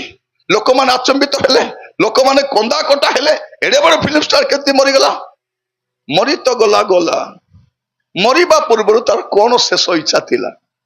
ସେ କାହାକୁ କାହାକୁ ଫୋନ କରିଛି ଖୋଜିଲେ, ସେ 2 ଘଣ୍ଟା ଭିତରେ କାହାକୁ ଫୋନ କରି ନାହିଁ, ତ ଶେଷ ଇଚ୍ଛା କେମିତି ଜାଣିବେ? ତାପରେ ତାର ବେଗରୁ ତାର ଡାଇରୀଟା ବାହାରିଲା, ଡାଇରୀ ବାହାର କଲାରୁ କାଢୁଛନ୍ତି, ଲେଖିଛି କଣ ବୋଲି କରି, ଏଇ ସୁଟିଂ ସରିଲା ପରେ ମୁଁ କଣ କରିବି, ମୋର ହୃଦୟ ଯୀଶୁକୁ ସମର୍ପଣ କରିବି, ଆଉ ଭଲ ଜୀବନ। ସେ ଜାଣି ନାହିଁ ଯେ ଏଇ ସୁଟିଂ ଏକା ତାର ଲାଷ୍ଟ ସୁଟିଂ। ଆମେ ଜାଣିନୁ ଭାଇ ଭଉଣୀ ମାନେ, ଆମେ ଜାଣିନୁ। ଗୋଟେ ଗାଁରେ ମୁଁ ପ୍ରଚାର କରିବାକୁ ଯାଇଥିଲି, ସେଠି ପ୍ରଚାର କରୁ କରୁ କହିଲି ହୁଏତ ଆଜି ରାତିରେ ଏ ଗାଁରେ କେ ମରି ଯାଇ ପାରନ୍ତି କହିଥିଲି ମତେ କି ଜଣା କେ ମରିବେ ବୋଲିକରି। ମିଟିଂ ସରି ଯାଉଛୁ ଖବର ହେଲା ଆଜ୍ଞା ଜଣେ ମରିଗଲା ଆଜ୍ଞା ବୋଲିକରି। ମରିଗଲା ମଣିଷ କି ଧନ୍ଦା ଆଜ୍ଞା ଆପଣ ଯେମିତି କହିଲେ ସେମିତି ଆକା ହେଇଗଲା ଆଜ୍ଞା। ମୁଇଁ କହିଲି କଣ ହବ କିଛି ହବ ନାହିଁ ପ୍ରଭୁ ଯେବେ ଚାହିଁବେ ତେବେ ଯିବାଟା। ଲୋକମାନଙ୍କ ଭିତରେ ଡର ପଶିଗଲା। ସକାଳ ଆସିଲେ 7ଟା ବେଳେ ଆଜ୍ଞା ଆପଣ ଏକା କବର ଦେବେ ଆଜ୍ଞା ବୋଲେ। ସେ କବର ଦେବା ପାଇଁ ଗଲି। କବର ମଧ୍ୟ ଏମିତି ସେମିତି କବର ନାହିଁ। ଗୀତ ଗାଇଲେ ବାକ୍ୟ ପ୍ରଚାର କଲି ଲୋକ ଆଣ୍ଠେଇ କରି ପ୍ରାର୍ଥନା କଲେ ତାପରେ କବର ଦିଅ। ମୁଁ କହିଲି ଦେଖ ଆଜି ଏ ମରିଛି ଆଙ୍କ ପାଇଁ ପେଡି ବନା ହେଇଛି ଆଙ୍କ ପାଇଁ ଗାତ ଖୋଳା ହେଇଛି ତମର ମୋର ପାଇଁ କେବେ ଗାତ ଖୋଳା ହେବ କାହାକୁ ଜଣା ନାହିଁ। ଜଣା କି ମୁଁ ଯଦି ଜାଣିଥାନ୍ତି ଆଜି ମୋର ସାନ ପିଇସି ମରିବ ବୋଲେ ମୁଁ ମିଟିଂ ଆସିଥାନ୍ତି କି ଆସି ନଥାନ୍ତି। ମୁଁ ଜୟପୁରରେ ଥାନ୍ତି। ମୋର ଏବେ ଆଜି କେହି ନାହିଁ ଆମର ବଂଶରେ। ସେ ଗୋଟେ ପିଇସିଟା ଥିଲେ। ଏବେ ମୋର ଦାଦାଙ୍କର ସ୍ତ୍ରୀ ଗୋଟେ ଏକା ଅଛନ୍ତି। ମାନେ ଭାବି ଦେଖନ୍ତୁ ଆମେ ଜାଣିନାହୁଁ। ଗତ ଥର ଏବେ କଥା ହଉଥିଲୁ ଗତ ଥର ଏଠି ମିଟିଂ ର କଥା ହେଇଥିଲା ସେତେବେଳେ ମୋର ମା ମରି ଯାଇଛନ୍ତି। ଭାବି ଦେଖନ୍ତୁ ଆଜି ମୁଁ ଏଠି ଆସିଛି ମୋର ପିସି ମରି ଯାଇଛନ୍ତି। ହଁ ସତ ନା ନାଇଁ ଆରି ଗୋଟେ ଥରକୁ ଆମେ ଜାଣିନାହୁଁ ପ୍ରିୟ ମାନେ ଆମେ ଜାଣିନାହୁଁ କିଏ ଥିବ କିଏ। ସେଇଟା ମୁଁ କହୁଛି ଆପଣ ସମୟର ଇମ୍ପୋର୍ଟାଣ୍ଟ କୁ ବୁଝନ୍ତୁ ପାପରେ ରୁହନ୍ତୁ ନାହିଁ। ପାପରେ ରୁହନ୍ତୁ ନାହିଁ। ଆମେ ଯେତିକି ଜୀବନ କାଟଲୁ ଆମର ଅବଶିଷ୍ଟ କାଳ ଯଦି କେହି ଭୁଲରେ ମଦ ପିଇବା ଲୋକ ବସିଛ ଆଜି ପିଇଦେବି ବୋଟଲରେ ଅଛି ବୋଲି ଭାବିଲେ ହବନି। ପୁଡିଆ ଅଛି ଟିକେ ଖାଇଦେବି ବୋଲେ ହବ କି? ଝିଅ ମାନେ ଏଇ ମେ ମାସ ଖାଲି କଥା ହେବି ଜୁନ 1 ରୁ ଆଉ କଥା ସେମିତି କହିଲେ ହବ କି? ନାଇଁ ନାଇଁ ଏଇ ସିରିଏଲ ଟା ସରିଯାଉ ଏ ସିରିଏଲ କେତେ ଏପିସୋଡ ଥିବ କେ ଜାଣେ ଏଇ ଏପିସୋଡ ସରିଗଲା ପରେ ଆଉ ଦେଖିବି ହବ କି? ସେମିତି ନାଇଁ। ଆପଣଙ୍କୁ ଗୋଟେ ଷ୍ଟ୍ରଙ୍ଗଲି ଡିସିସନ ନେବାର ଅଛି। ଯଦି ଆପଣ ପ୍ରଭୁଙ୍କ ରାଜ୍ୟରେ ଯିବା ଅଛି ନାଇଁ ମାନେ ନାଇଁ କରିବି ନାହିଁ ମାନେ କରିବି ନାହିଁ। ମୋର ପ୍ରିୟ ଭାଇ ଭଉଣୀ ମାନେ ଆଜି ବାକ୍ୟ ଶୁଣିଲା ବେଳକୁ ଟିକେ ବିବେଚନା କରିବାର ଅଛି। କାହିଁକି ସେ ଆସିବେ ଆଉ ବିଳମ୍ବ କରିବେ ନାହିଁ। ଯଦି ଏଭ୍ରି 10 ପର୍ବ 37 ପଦ ପଢିବେ ଏଭ୍ରି 10 ପର୍ବ 37 ପଦ ଏଭ୍ରି 10 37 କାରଣ ହଁ ଆଉ ଅତ୍ୟଳ୍ପ ଏଠି ବି ସମୟ ଗୋଟେ କାରଣ ମାତ୍ର ସେଠି ବି ଗୋଟେ କାରଣ ଏଠି ବି ଗୋଟେ କାରଣ ଅଛି ମୋର ପ୍ରିୟ ମାନେ। କାରଣ ଆଉ ଅତ୍ୟଳ୍ପ ସମୟ କାରଣ ମାତ୍ର ଆଉ ଅତ୍ୟଳ୍ପ ସମୟ ମାତ୍ର ଯାହାଙ୍କର ଆଗମନ କରିବାର ଅଛି ସେ ଆଗମନ କରିବେ ଓ ବିଳମ୍ବ କରିବେ ନାହିଁ। ଏଟା ମନେ ରଖିଥାନ୍ତୁ ଯାହାଙ୍କର ଆଗମନ କରିବାର ଅଛି ସେ ଆଗମନ କରିବେ ଓ ବିଳମ୍ବ କରିବେ ନାହିଁ। ବିଳମ୍ବ ନାହିଁ। ଆଜି ବାକ୍ୟ ଶୁଣିବା ସମୟରେ ଯଦି ଆପଣଙ୍କ ଜୀବନ ଠିକ ନାହିଁ ଠିକ ଥିଲା ପରେ ଅଭିନୟ କରନ୍ତୁ ନାହିଁ। ଗୋଟେ ଦିନ ଆସିବ ଆମ ଭାରତୀୟ ମାନେ ଏମିତି କାନ୍ଦିବେ କାହିଁକି ଯୀଶୁକୁ ରିଜେକ୍ଟ କଲୁ ବୋଲି କାନ୍ଦିବେ। କାରଣ ଶାସ୍ତ୍ର ଅନୁସାର ପ୍ରିୟ ମାନେ ମୁଁ ଖ୍ରୀଷ୍ଟିଆନ ଧର୍ମ ପ୍ରଚାର କରେ ନାହିଁ ମୁଁ ଯୀଶୁକୁ ପ୍ରଚାର କରେ। ଏଇଥିପାଇଁ ପ୍ରଚାର କରେ ଯେ ଯୀଶୁଙ୍କ ଛଡା ଆକାଶ ତଳେ ମନୁଷ୍ୟ ମାନଙ୍କ ମଧ୍ୟରେ ପାପ କ୍ଷମା ଦେବା ପାଇଁ ମୁକ୍ତି ଦେବା ପାଇଁ ଉଦ୍ଧାର ଦେବା ପାଇଁ ଆଉ କେହି ନାହାନ୍ତି। ଆଉ ଯୀଶୁ ଖ୍ରୀଷ୍ଟ ଖ୍ରୀଷ୍ଟିଆନ ମାନଙ୍କର ଭଗବାନ ନୁହନ୍ତି। ଖ୍ରୀଷ୍ଟିଆନ ମାନଙ୍କର ପ୍ରଭୁ ନୁହନ୍ତି। ସମୁଦାୟ ମାନବ ଜାତିର ଏକମାତ୍ର ତ୍ରାଣକର୍ତ୍ତା ପ୍ରଭୁ ଯୀଶୁ ଖ୍ରୀଷ୍ଟ ଅଟନ୍ତି। ଏଇଟା ମୁଁ କୁହେ ଆଉ ବିନା ଭୟରେ କୁହେ ଆଉ ସିଧା ସଳଖ କୁହେ ସିଧା ଠିଆ କରି କୁହେନି। ଏଟା ପାଇଁ ଜେଲ ହେଲେ ବି ଟେନସନ ନାହିଁ। ମୁଁ ସକାଳେ କହୁଥିଲି ମାଗଣା ଖାଇବାର ଅଭ୍ୟାସ ଅଛି। ମିଟିଂ ରେ ମାଗଣା ଖାଉଛୁ ସେ ଯେ ମାଗଣା ଖାଇବୁ କିଛି ଫରକ ପଡିବାଟା ନାହିଁ। କିନ୍ତୁ ସତ୍ୟକୁ ସତ୍ୟ ଭାବରେ କହିବାଟା କହିବୁ ଆକା। মূল্য দেবা ପାଇଁ ପଡୁ କିଛି ଯାଇ ଆସେ ନାହିଁ, କିନ୍ତୁ ଏଇ ଶିକ୍ଷା ଯଦି କାହାର ଜୀବନକୁ ପରିବର୍ତ୍ତନ କରୁଛି, କେହି ଯଦି ପାପରୁ ଫେରି ଆସୁଛି, ମନ୍ଦତାରୁ ଫେରି ଆସୁଛି, ତେବେ ଟେନସନ ନାହିଁ, ଟେନସନ ନାହିଁ। ମୋର ପ୍ରିୟ ଭାଇ ଭଉଣୀ ମାନେ, ଯୀଶୁ କ୍ରୁଶରେ ମରିକି ଖୁସି ହେଇଯାଉଛନ୍ତି, କାହିଁକି? ସେ ମରିବା ଦ୍ୱାରା ସମୁଦାୟ ମାନବ ଜାତିର ପରିତ୍ରାଣର କାର୍ଯ୍ୟ ସମାପ୍ତ ହେଇଯାଉଛି, ସେ ଖୁସି। ଲେଖାଯାଉଛି କଣ? ଭାବବାଦୀ ଲେଖୁଛନ୍ତି, ସେ ଆପଣା ପ୍ରାଣ ବେଦନାର ଫଳ ଦେଖି ତୃପ୍ତ ହେବେ। ଆମେ ସେଇ ପ୍ରାଣ ବେଦନାର ଫଳ ଅଠୁ। ଯେତେବେଳେ ପ୍ରଭୁ ଅନେଇକି ଦେଖୁଥିବେ, ଆମେ ଦେଖାଯାଉଥିବୁ, ଆଉ ପ୍ରଭୁ କେତେ ଖୁସି ହଉଥିବେ, ଯାହା ହଉ ମୁଁ ମରିବା ଦ୍ୱାରା ଏମାନେ ମୁକ୍ତି ପାଇ ଯାଇଛନ୍ତି, ଉଦ୍ଧାର ପାଇ ଯାଇଛନ୍ତି। ମୋର ପ୍ରିୟ ଭାଇ ଭଉଣୀ ମାନେ, ଆଜି ବାକ୍ୟ ଶୁଣିବା ସମୟରେ ଆମେ ଚିନ୍ତା କରିବା ଦରକାର। ଯଦି ଆପଣଙ୍କ ଜୀବନ ଠିକ ନାହିଁ, ଆପଣ ଠିକ ଥିଲା ପରେ ଅଭିନୟ କରନ୍ତୁ ନାହିଁ, କାରଣ ଆମର ସ୍ୱର୍ଗୀୟ ବର ଆସିବାର ପ୍ରସ୍ତୁତ ହେଇଗଲାଣି। ସେ କୌଣସି ମୁହୂର୍ତ୍ତରେ ଆସିପାରନ୍ତି। ଯଦି ଆପଣ ଦେଖିବେ ଦ୍ୱିତୀୟ କରନ୍ଥୀୟ 11 ପର୍ବ ତାର 2 ପଦ, ଦ୍ୱିତୀୟ କରନ୍ଥୀୟ 11 ପର୍ବ 2 ପଦ। କାରଣ ଈଶ୍ୱରଙ୍କ ବିଷୟକ ଉଦ୍ଯୋଗରେ ମୁଁ ତୁମ୍ଭମାନଙ୍କ ନିମନ୍ତେ ଉଦ୍ଯୋଗୀ, ଯେଣୁ ମୁଁ ତୁମ୍ଭମାନଙ୍କୁ ସତୀ କନ୍ୟା ସଦୃଶ। ସତୀ କନ୍ୟା କି କନ୍ୟା? ଆଗ କେମିତି ବି ଜୀବନ କାଟୁଥିଲୁ, ପାପରେ ଥିଲୁ, ମନ୍ଦତାରେ ଥିଲୁ, ମୁଁ ତୁମମାନଙ୍କୁ ଏକ ସତୀ କନ୍ୟା ସଦୃଶ, ଏକ ସ୍ୱାମୀ ଠାରେ। କେତେଟା ସ୍ୱାମୀ? ସତୀ କନ୍ୟାର ଗୋଟିଏ ସ୍ୱାମୀ ଥାଏ, ଗୋଟିଏ ପ୍ରଭୁ ଥାଏ, ଗୋଟିଏ ଗୋଦାନ ଥାନ୍ତି। ଏକ ସ୍ୱାମୀ ଠାରେ ଅର୍ଥାତ୍ ଖ୍ରୀଷ୍ଟଙ୍କ ଠାରେ, ନା ବି ଲେଖା ହଉଛି ଖ୍ରୀଷ୍ଟଙ୍କ ଠାରେ ସମର୍ପଣ କରିବା ନିମନ୍ତେ ବାଗଦାନ କରିଛି। ବାଗଦାନ ମୁଁ କରିଛି କଣ ପାଇଁ? ଏକ ସ୍ୱାମୀ ଠାରେ ସମର୍ପଣ। ସେ ଏକ ସ୍ୱାମୀ କେ? ଖ୍ରୀଷ୍ଟ। ସେଇଥିପାଇଁ ସେ ସ୍ତ୍ରୀ ଲୋକ ଯୋଉ ମୁଦ୍ରାଟା ହଜେଇ ଦେଲା, ସେ କାଙ୍ଗାଳି ଖୋଜି ବୁଲୁଛି। କୋଉ ମୁଦ୍ରାଟା? ସେଟା ତାର ମାଳିରେ ଲାଗିଥିବା ମୁଦ୍ରାଟା, ଯୋଉଟା ବାଗଦାନ ସମୟରେ ତାର ଆସନ୍ତା ସମୟ ଯେ ବର ହେବେ ସେ ଦେଇଛନ୍ତି। ଏବେ ଯଦି ବାହାଘର ସମୟରେ ପଚାରିବେ କୁଆଡେ ଗଲା ସେ କଏନ, ଖଚିତ ହେଇଥିଲା କୁଆଡେ ଗଲା, ସେ କିଛି କହିପାରିବ ନାହିଁ। ମିଳିଲା ପରେ ଆନନ୍ଦ କରୁଛି, ନାଇଁ ମୁଁ ମିଳିମିଶି ପାଇଯାଇଛି। ସେ ମୋର ପ୍ରିୟ ଭାଇ ଭଉଣୀ ମାନେ, ମୁଁ ଆପଣମାନଙ୍କୁ କହିବା ପାଇଁ ଚାହେଁ, ଯଦି ଜୀବନ ଠିକ ନାହିଁ, ଅସତୀ କନ୍ୟାକୁ ନେବା ପାଇଁ ଆସୁନାହାନ୍ତି। ଝିଅ ମାନେ ମନେ ରଖିଥାନ୍ତୁ, ନିଜର ଯୌବନ ଅବସ୍ଥାକୁ ସମ୍ଭାଳିକି ରହିବେ, ଜାଗ୍ରତରେ ରହିବେ। ପୁଅ ମାନେ ମଧ୍ୟ ସତୀ ରହିବା ଦରକାର। ବାହାଘର ପୂର୍ବରୁ ସତର୍କ ରହିବେ।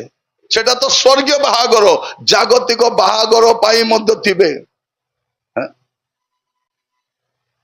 ଏବ୍ରି 13 ପର୍ବ 4 ପଦରେ କଣ ଲେଖାଯାଉଛି? ସେ ଲେଖାଯାଉଛି କଣ? ବିବାହ ସମସ୍ତଙ୍କ ମଧ୍ୟରେ ଆଦରଣୀୟ ହଉ। ପୁଅ ଝିଅ ନାରେ ହିଁ ବୁଲୁଛନ୍ତି, କାର୍ଡରେ ଛାପି ଦେଇଛନ୍ତି କଣ? ବିବାହ ସମସ୍ତଙ୍କ ମଧ୍ୟରେ। ଲୋକ ସେ ପଦକୁ ପଢି ଭାବୁଥିବେ ଲାଜ ବି ଲାଗୁନାହିଁ ଏ ପଦକୁ, ତାପରେ କାନ୍ଥରେ ଲେଖି ଦେଇଥିବେ ବିବାହ ସମସ୍ତଙ୍କ। ପଢିଲା ଲୋକ ଭାବୁଥିବେ ବାଇକରେ ନାରେ ହିଁ ବୁଲୁଥିଲେ, ଏ ପୁଅ କାହା ପଛେ ବୁଲୁଥିଲା, ଇଏ କାହା ପଛେ ବୁଲୁଥିଲା, ଏବେ ଲେଖିଛନ୍ତି କଣ? ଆଦରଣୀୟ। ଏଇଠି ଚଳିବ। କିନ୍ତୁ ଆପଣଙ୍କ ସ୍ୱର୍ଗୀୟ ବର, ଯାହାଙ୍କ ସହିତ ଆପଣଙ୍କର ବାହାଘର ବାଗଦାନ ଠିକ ହେଇଛି, ପବିତ୍ର ହୋଇ ରହିବାର ଅଛି। ଯଦି ଜୀବନ ଠିକ ନାହିଁ, ଜୀବନକୁ ସଜାଡ଼ନ୍ତୁ। ଏଫେସିୟ 5 ପର୍ବ 27 ପଦ ଦେଖିଲେ ଜାଣିପାରିବେ ସେ କନ୍ୟା କେମିତି ଥିବାର ଅଛି, ସେ କନ୍ୟା ମଣ୍ଡଳୀ କେମିତି ଥିବାର ଅଛି। ଏଫେସିୟ 5 ପର୍ବ 27 ପଦ। ଯେପରି ମଣ୍ଡଳୀ ନିଷ୍କଳଙ୍କ, ନିଖୁନ୍ତ ଓ ସମସ୍ତ ପ୍ରକାର ଦୋଷ ରହିତ ହୋଇ ପବିତ୍ର ଓ ଅନିନ୍ଦନୀୟ ହୁଏ। ଆଉ ଏହିପରି ଗୌରବମୟ ଯୁକ୍ତ ଅବସ୍ଥାରେ ସେ ତାହାକୁ ଆପଣ ନିକଟରେ ଉପସ୍ଥିତ କଣ କରିବେ? ଆପଣ ସତୀ ହେବାର ଅଛି, ନିଷ୍କଳଙ୍କ ହେବାର ଅଛି, ତେବେ ସେ ଆପଣଙ୍କୁ ଗ୍ରହଣ କରିବେ। ତେଣୁ ଆଜି ଯଦି ଆପଣଙ୍କ ଜୀବନ ଠିକ ନାହିଁ, ଆପଣଙ୍କ ସ୍ୱଭାବ ଠିକ ନାହିଁ, ଆପଣଙ୍କ ଚାଲିଚଳନ ଠିକ ନାହିଁ, ଆପଣ ଠିକ ଥିଲା ପରି ଅଭିନୟ କରନ୍ତୁ କରନ୍ତୁ ନାହିଁ। ମୁଁ ଯଦି ଏଠି ଆସି ଡ୍ରାମା କରୁଛି, ସେଦିନ ଜଣା ପଡିଯିବ ଡ୍ରାମା ନିରଞ୍ଜନର, ଜଣା ପଡିଯିବ, ଖସି ପାରିବ ନାହିଁ।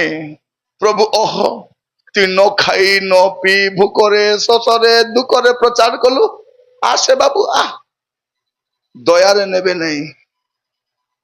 ପ୍ରଭୁ ମୁଇଁ ବୁଲି ବୁଲି ପ୍ରଚାର କଲି, ରାଜା ଖାଇବାକୁ ମିଳିଲା କି ନାହିଁ? ମିଳିଲା ପ୍ରଭୁ। ହେଲା, ପଇସା ଦେଲେ କି ନାହିଁ? ଦେଲେ ରାଜା। ପାଇଲୁ, ତୋର ପାଉଣା ସବୁ ପାଇ ଯାଇଛୁ। ସଲ ଦେଲେ ନା ନାହିଁ? ଦେଲେ ପ୍ରଭୁ। ସବୁ ତ ଦେଲେ, ଆଉ ରିଟାୟାର କଣ ପାଇଁ ଆସିବୁ ତୁଇ? ଯଦି ଜୀବନ ଠିକ ନାହିଁ, ସ୍ୱର୍ଗର ସ୍ୱପ୍ନ କିଏ ବି ଦେଖନ୍ତୁ ନାହିଁ। ଗୀତ କମ୍ପୋଜ କରିହେବ, ଗୀତ ଗାଇ ହେବ, ମିଟିଂ ଅର୍ଗାନାଇଜ କରିହେବ, ମିଟିଂ ପାଇଁ ଦାନ ବି ଦେଇ ହେବ। ଆପଣ କହିପାରିବେନି ପ୍ରଭୁ ରାଜା ମୁଁ 10 ମାସ ଦଉଥିଲି ରାଜା। ପ୍ରଭୁ କହିବେ କାହାକୁ ଦେଇଥିଲୁ? ଯା ତାକୁ ମାଗ। ତୋର 10 ମାସ ଏଠି ପହଞ୍ଚି, ଆପଣ ଆଗା ପହଞ୍ଚିବେ ନାହିଁ ବୋଲେ 10 ମାସ କୋଉଠି ପହଞ୍ଚିବ? କୋଉଠି ପହଞ୍ଚିବ? ମୋର ପ୍ରିୟ ମାନେ କୋଉଠି ପହଞ୍ଚିବ? ତେଣୁ ଆଜି ବାକ୍ୟ ଶୁଣିଲା ବେଳକୁ କଣ କରିବାର ଅଛି? ଜୀବନକୁ ଟିକେ ଭଲ କରି ଦେଖିବେ, ଏ ଡ୍ରାମା କରିବେ ନାହିଁ। କାହିଁକି? ଆମକୁ ପରିବର୍ତ୍ତନ ହେବାର ଅଛି, ଆମର ଜୀବନକୁ ସଜାଡ଼ିବାର ଅଛି, ପାପରୁ ଫେରିବାର ଅଛି। ପ୍ରଭୁ ସମସ୍ତଙ୍କୁ ସୁଯୋଗ ଦଉଛନ୍ତି, ସମସ୍ତଙ୍କୁ। ଆଜି ଖ୍ରୀଷ୍ଟିଆନ ସମ୍ପ୍ରଦାୟର ନୂଆ ଭୂତ ଧରିଛି କଣ? ଆମେ ପରିବର୍ତ୍ତନ ହେଇଗଲୁଣି, ଆମେ ଉଦ୍ଧାର ପାଇଗଲୁଣି, ଆଉ କିଛି ବାକି ନାହିଁ, ଖାଲି ସ୍ୱର୍ଗ ଯିବାର ଆକା ବାକି ଅଛି। ସେଇଥିପାଇଁ ଏ ଛାଡିଲା ପାପ ବି କରୁଛି। କେତେ ଶିକ୍ଷା ପଳେଇ ଆସିଛି ନା ନାହିଁ? ନାହିଁ। ତୁମେ ପରିତ୍ରାଣ ପାଇଲ ମାନେ ସବୁଦିନ ପାଇଁ ପରିତ୍ରାଣ ପାଇଗଲ, ସ୍ୱର୍ଗ ଯିବା ଲାଇସେନ୍ସ ପାଇଗଲ। ତୁମେ ମଦ ପିଇଲେ ବି ଯିବ, ଚୋରି କଲେ ବି ଯିବ, ଯାହା କଲେ ବି ତ ରକ୍ଷା ପାଇଯାଇଛ, ରକ୍ଷା ପାଇଯାଇଛ। ତେବେ ଏ ଲୋକ ଆରି ପାପ କାମ କରୁଛି। କୋଉଠି ଲେଖା ହେଇଛି? କୋଉଠି ଲେଖା ହେଇଛି? ନଥିଲା କଥାକୁ ଗେନ୍ଦ୍ରାଇ ଦେଇକି କହିଦେଲେ ଇଏ ମାନି ଯାଉଛି। କାହିଁକି? ଆକୁ ତ ପାପ କରିବାର ଇଚ୍ଛା ଆଗରୁ ଅଛି ନା ନାହିଁ? ଅଛି ନା ନାହିଁ? ଅଛି। ଏବେ ମଦ ପିଉଛି, କାହିଁକି ପିଉଛ? ନାଇଁ ନାଇଁ ନାଇଁ ନାଇଁ, ମଦ ପିଇଲେ ବି ସ୍ୱର୍ଗକୁ ତତେ କିଏ କହିଲା ଚଣ୍ଡାଳ? ନାଇଁ, ବାଇବଲରେ ପୁଣି ଲେଖା ହେଇଛି। ତାର ବାଇବଲରେ ଲେଖା ହେଇଛି, ଆମର ବାଇବଲ ଲେଖା ହିଁ ନାହିଁ। ଆମର ବାଇବଲ ଲେଖା ହେଇଛି ମଦୁଆ ମାନେ ସ୍ୱର୍ଗକୁ ଯିବେ ନାଇଁ ବୋଲି। ବ୍ୟଭିଚାର କରି, ନାଇଁ ବ୍ୟଭିଚାର କଲେ ବି ସ୍ୱର୍ଗକୁ, ତୋର ବାଇବଲ, ଆମର ବାଇବଲ ଲେଖା ହିଁ ନାହିଁ। ଆମର ବାଇବଲ ଲେଖା ହେଇଛି ବ୍ୟଭିଚାରୀ ମାନେ ସ୍ୱର୍ଗକୁ ଯିବେ ନାହିଁ, ଲୋଭୀ ମାନେ ସ୍ୱର୍ଗକୁ ଯିବେ ନାହିଁ। ଯିବେ ନାହିଁ ବୋଲେ ଯିବେ ନାହିଁ। ଆଜି ବାକ୍ୟ ଶୁଣିବା ସମୟରେ ମୋର ପ୍ରିୟ ଭାଇ ଭଉଣୀ ମାନେ ମନେ ରଖନ୍ତୁ, ଆପଣ ଅନ୍ଧାରରେ ବସିଛନ୍ତି, ମୁଁ ଆପଣଙ୍କୁ ଦେଖି ପାରୁନାହିଁ, ପ୍ରଭୁ ଆପଣଙ୍କୁ ଦେଖୁଛନ୍ତି ସମସ୍ତଙ୍କୁ। ଆପଣ ପ୍ରଭୁଙ୍କର ପ୍ରେଜେନ୍ସରେ ବସିଛନ୍ତି, ଆଉ ପ୍ରଭୁ ଆପଣଙ୍କୁ ସୁଯୋଗ ଦେଇଛନ୍ତି। ଯେଉଁମାନେ ସକାଳେ ଆସି ପାରିନଥିଲେ ସେମାନେ ଭାବିଥିବେ କଣ, ସକାଳେ ତ ଯାଇପାରିଲି ନାହିଁ, ସନ୍ଧ୍ୟାରେ ଯଦି ମିଟିଂ ଥାନ୍ତା ବୋଲେ ସୁବିଧା ହେଇଥାନ୍ତା। ଏମାନେ ସନ୍ଧ୍ୟା ମିଟିଂ ବୋଲି କାହାକୁ କହିନାହାନ୍ତି, ପରେ ପରେ ଜଣା ପଡିଲା। ଯଦି ଆଗରୁ କହିଥିଲେ ବୋଲେ ଅଲଗା ବ୍ୟବସ୍ଥା, ଆଗରୁ ନାହିଁ। ଏଟା ମୁଁ କହୁଥିଲି ପରା, ଏଟା ୱେଲ ପ୍ଲାନ୍ ମିଟିଂ ନୁହେଁ, ଏଟା ଗଡ୍ସ ପ୍ଲାନ୍ ମିଟିଂ। ଏଟା ପ୍ରଭୁଙ୍କ ଯୋଜନାରେ ହେଇଛି। ତେଣୁ ଯଦି ଜୀବନ ଠିକ ନାହିଁ, ଆପଣ କଣ କରିବେ? ଠିକ ଥିଲା ପରି ଅଭିନୟ କରିବେ ନାହିଁ, ଆପଣଙ୍କର ପାପକୁ ଛାଡିବେ। ପାପ ଯଦି ଛାଡିବେ ନାହିଁ ଭାଇ ଭଉଣୀ ମାନେ, ପାପ ଆପଣଙ୍କୁ ଛାଡିବ ନାହିଁ। ପାପ ଯଦି ଛାଡିବେ ନାହିଁ, ଆପଣଙ୍କୁ ଘୁରେଇ ଘୁରେଇ ସେ ପାପ ଧରବାଟା ଧରବ। ଭାବନ୍ତୁ ନାହିଁ, ଗଣନା 32 ପର୍ବ 23 ପଦ, ଗଣନା ପୁସ୍ତକ 32 ପର୍ବ 23 ପଦ। ହଁ, ମାତ୍ର ତୁମ୍ଭେମାନେ ଯେବେ ସେ ରୂପ ନ କର, ତେବେ ଦେଖ ତୁମ୍ଭେମାନେ ସଦାପ୍ରଭୁଙ୍କ ନିକଟରେ ପାପୀ ହେବ। ପୁଣି ତୁମ୍ଭମାନଙ୍କର ପାପ ଯେ ତୁମମାନଙ୍କୁ ଧରିବ, ଏହା ନିଶ୍ଚିତ ଜାଣ। ବାକି କୋଉଟା ଜାଣିଲେ ଜାଣ, ନ ଜାଣିଲେ ନାହିଁ, ଏଇଟା ଜାଣ। କଣ?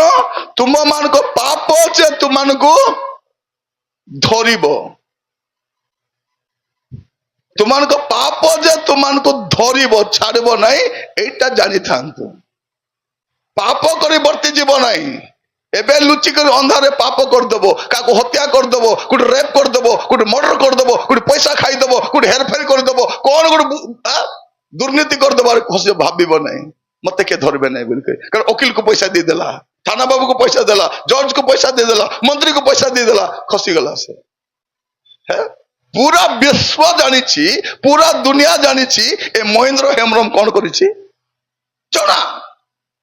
ताको मागणा रे नेकी 25 वर्ष देख जेल रे ताको भात खुआई रही नहीं, निर्दोष लोग कराई नहीं, पूरा दुनिया जानी ए लोक एमाने ग्राहम स्टेन तार 2 शिशु पुत्र को मारी छंती। एबे मर्यादा रे फुलामाल पिंदाई करी आनी करी छाडु छंती कोन आ मीडिया वाला जे पचारु छंती, ताको न्यूज रूम रे डाकी पचारु छंती रिपोर्टर गुडा को। हां दुनिया रे अनेक घटना घटुची, ताको डाकी पचारो। ए दुर्दांत लोक मान को डाकी पचारले से कहछि मु किछि करिनी, मु जानि भी नाही, मु निर्दोष लोक। माने तमे जदि निर्दोष माने आम न्याय व्यवस्था भूल करछि ना कोनटा। हां कोन आज पाप करी कुकर्म कर लोक खुशी जीव, काली को दारा सिंह को भी छाड़बे, दारा सिंह को जब छाड़बे बारे बा इंडिया पूरा जयगान करिबो। गोटे महात्मा गुटे कौन कले तीर्थ यात्रा सारी करी फेरुछंती, कोटु फेरुछंती तीर्थ यात्रा सारी करी महात्मा जने बाहरले बोली ओ हुलहुली हेबो, एमान को ताकर दलर श्रेष्ठ नेता करिवे करंतु, आउरी बारी कौन करबा कथा करंतु, किंतु मन रखि तांतु प्रभुंकर दृष्टि रे केबे मध्य दोषी निरपराध हेबो नै। जदि सब निर्दोष माने सब निर्दोष अटंती, निर्दोष अटंती। जदि एमाने भूल करि नांती ठीक अछि, जदि भूल करिछंती तुमको लोअर कोर्ट छाड़ी देबो, हाई कोर्ट छाड़ी देबो, किंतु higher court there is a court और सेटा छाड़बो से आपण हुअंतु बा मु हुए, जे भी पाप करबो तर पाप ताको धरबो। भाबंतु नै किछि हेबो नै बोली लोक भाबुछंती कोन प्रभु बोधे जानी नाहंती, प्रभु बोधे देखु काको देखु नाहंती। प्रभु सम भाई बहन शुणु, एटी आमे जेते लोक बसीचु समस्त को प्रभु देखुचंती, देखुचंती। हां मुसे दिन बसी कर कांदु थाए बिल्किस मानो, हां से रेपिस्ट मानो को फूल माल पिंदाई करी जय जय करी बाहर करूचंती। माने भाबंतु प्रिय भाई बहन माने आमर देश रे केते दुर्नीति, केते भ्रष्टता, केते कला बजारी, केते असाधु काम होउची आ लोक छाती फुलै करी बुलुछंती। को सभ्य लोक देश रे बुली पारबो नै, सेंती काम आगामी समय बाबे जाउची। हुए तो जड़े लोक कुकर्म करी असुच जीवन काटी दुर्दांत काम करी छाती फुले बाहरी पारिबो, किंतु स्वर्गर कोर्ट जे सदा प्रभु ना तुमको छाड़बे ना मते छाड़बे, जे पाप करिछि से भोगवा पे रेडी थिबार अछि, से भोगिबो। हितोपदेश 15 पर्व 3 पद लेखा हेछि, बाइबल रे लेखा थिबा कथा मैं बुझाउछि आपन। हितोपदेश 15 पर्व 3 पद। सदा प्रभु को चक्षु, सदा प्रभु की प्रभु सादा प्रभु नहीं, सादा प्रभु को चक्षु थिले भी देखि पारबो नहीं, एंती देखुतबो खाली पेचा भलिया किछि करि पारबो नहीं। सादा प्रभु चक्षु लेखा नहीं, सदा प्रभु को चक्षु सर्वत्र थाई अधम अधम ओ उत्तम लोक को निरीक्षण करे। मन रखिता तो सदा प्रभु जड़े अछंती जे सदा बेले प्रभु अटंती, तांको कई प्रभु करि नाहंती, से समस्त को देखुचंती। एटी जेते लोक बसी छंती मन रखितांती, जदि आज पाप रे अछंती, असुचि जीवन काटुछंती, कुकर्म करूछंती, एटा मुई ऑनलाइन रे कथा होछि, एटा हला को कांतो भितर लुचि करे कथा हो नै। समस्त जो माने सुनुछंती जानंतु, से क्रिश्चियन हो, से हिंदू हो, से जे भी हो, जानी थाउ जने प्रभु अछंती, से देखुछंती आ सुजोग दैछंती। एबे बदलबो परा, तेबे बदलबो परा, आजि बदलबो परा। आपण केबे परिवर्तन हेबे केबे? हां खाली गीत खाली गाउछु काहे कि प्रभु बदलबो तोर जीवन। हां केमती बदलबो? बदलिबा पई केबे प्रार्थना करिसथि, पाप पई अनुताप करिसथि, कुकर्म पई अनुताप करिसथि, केबे करिसथि जे तुबे आपण परिवर्तन हो जिबे? मोर प्रिय माने आज वाक्य सुनला बेलकु ଆପଣଙ୍କ ଜୀବନକୁ ଟିକେ ଦେଖନ୍ତୁ, ଯଦି ଠିକ ନାହିଁ ଠିକ ଥିଲା ପରି ଅଭିନୟ କରନ୍ତୁ ନାହିଁ। ପ୍ରଭୁକୁ ସବୁ ଜଣା, ହେଲେ ପ୍ରଭୁ ଟିକେ ବିଳମ୍ବ କରି ଦଉଛନ୍ତି। ବିଚାର ବିଳମ୍ବ, ଆସିବାର ବିଳମ୍ବ। ତ ଲୋକ କଣ ଭାବୁଛନ୍ତି, କିଛି ହେବ, କିଛି ହେବ ନାହିଁ। କେତେ ଲୋକ ତ ସେ ପ୍ରଭୁ ପ୍ରଭୁ ନାହାନ୍ତି ବୋଲି କହି ଦଉଛନ୍ତି। ଯା, ପ୍ରଭୁ ଅଛନ୍ତି, ପ୍ରଭୁ ନାହାନ୍ତି। ପ୍ରଭୁ ଅଛନ୍ତି, ଆସିବେ, ସେ ବିଚାର କରିବାକୁ ଆସିବେ। ହେଲେ ଡେରି ହେଉଥିବାରୁ ଆମର ଖ୍ରୀଷ୍ଟିଆନ ଲୋକମାନେ ମଧ୍ୟ ସଜାଗ ହେଉ ନାହାନ୍ତି। କାହିଁକି? ଆମର ଜେଜେ ବାପା ଖ୍ରୀଷ୍ଟିଆନ କହୁଥିଲେ ଯୀଶୁ ଆସିବେ, ଆସିଲେ ନାହିଁ।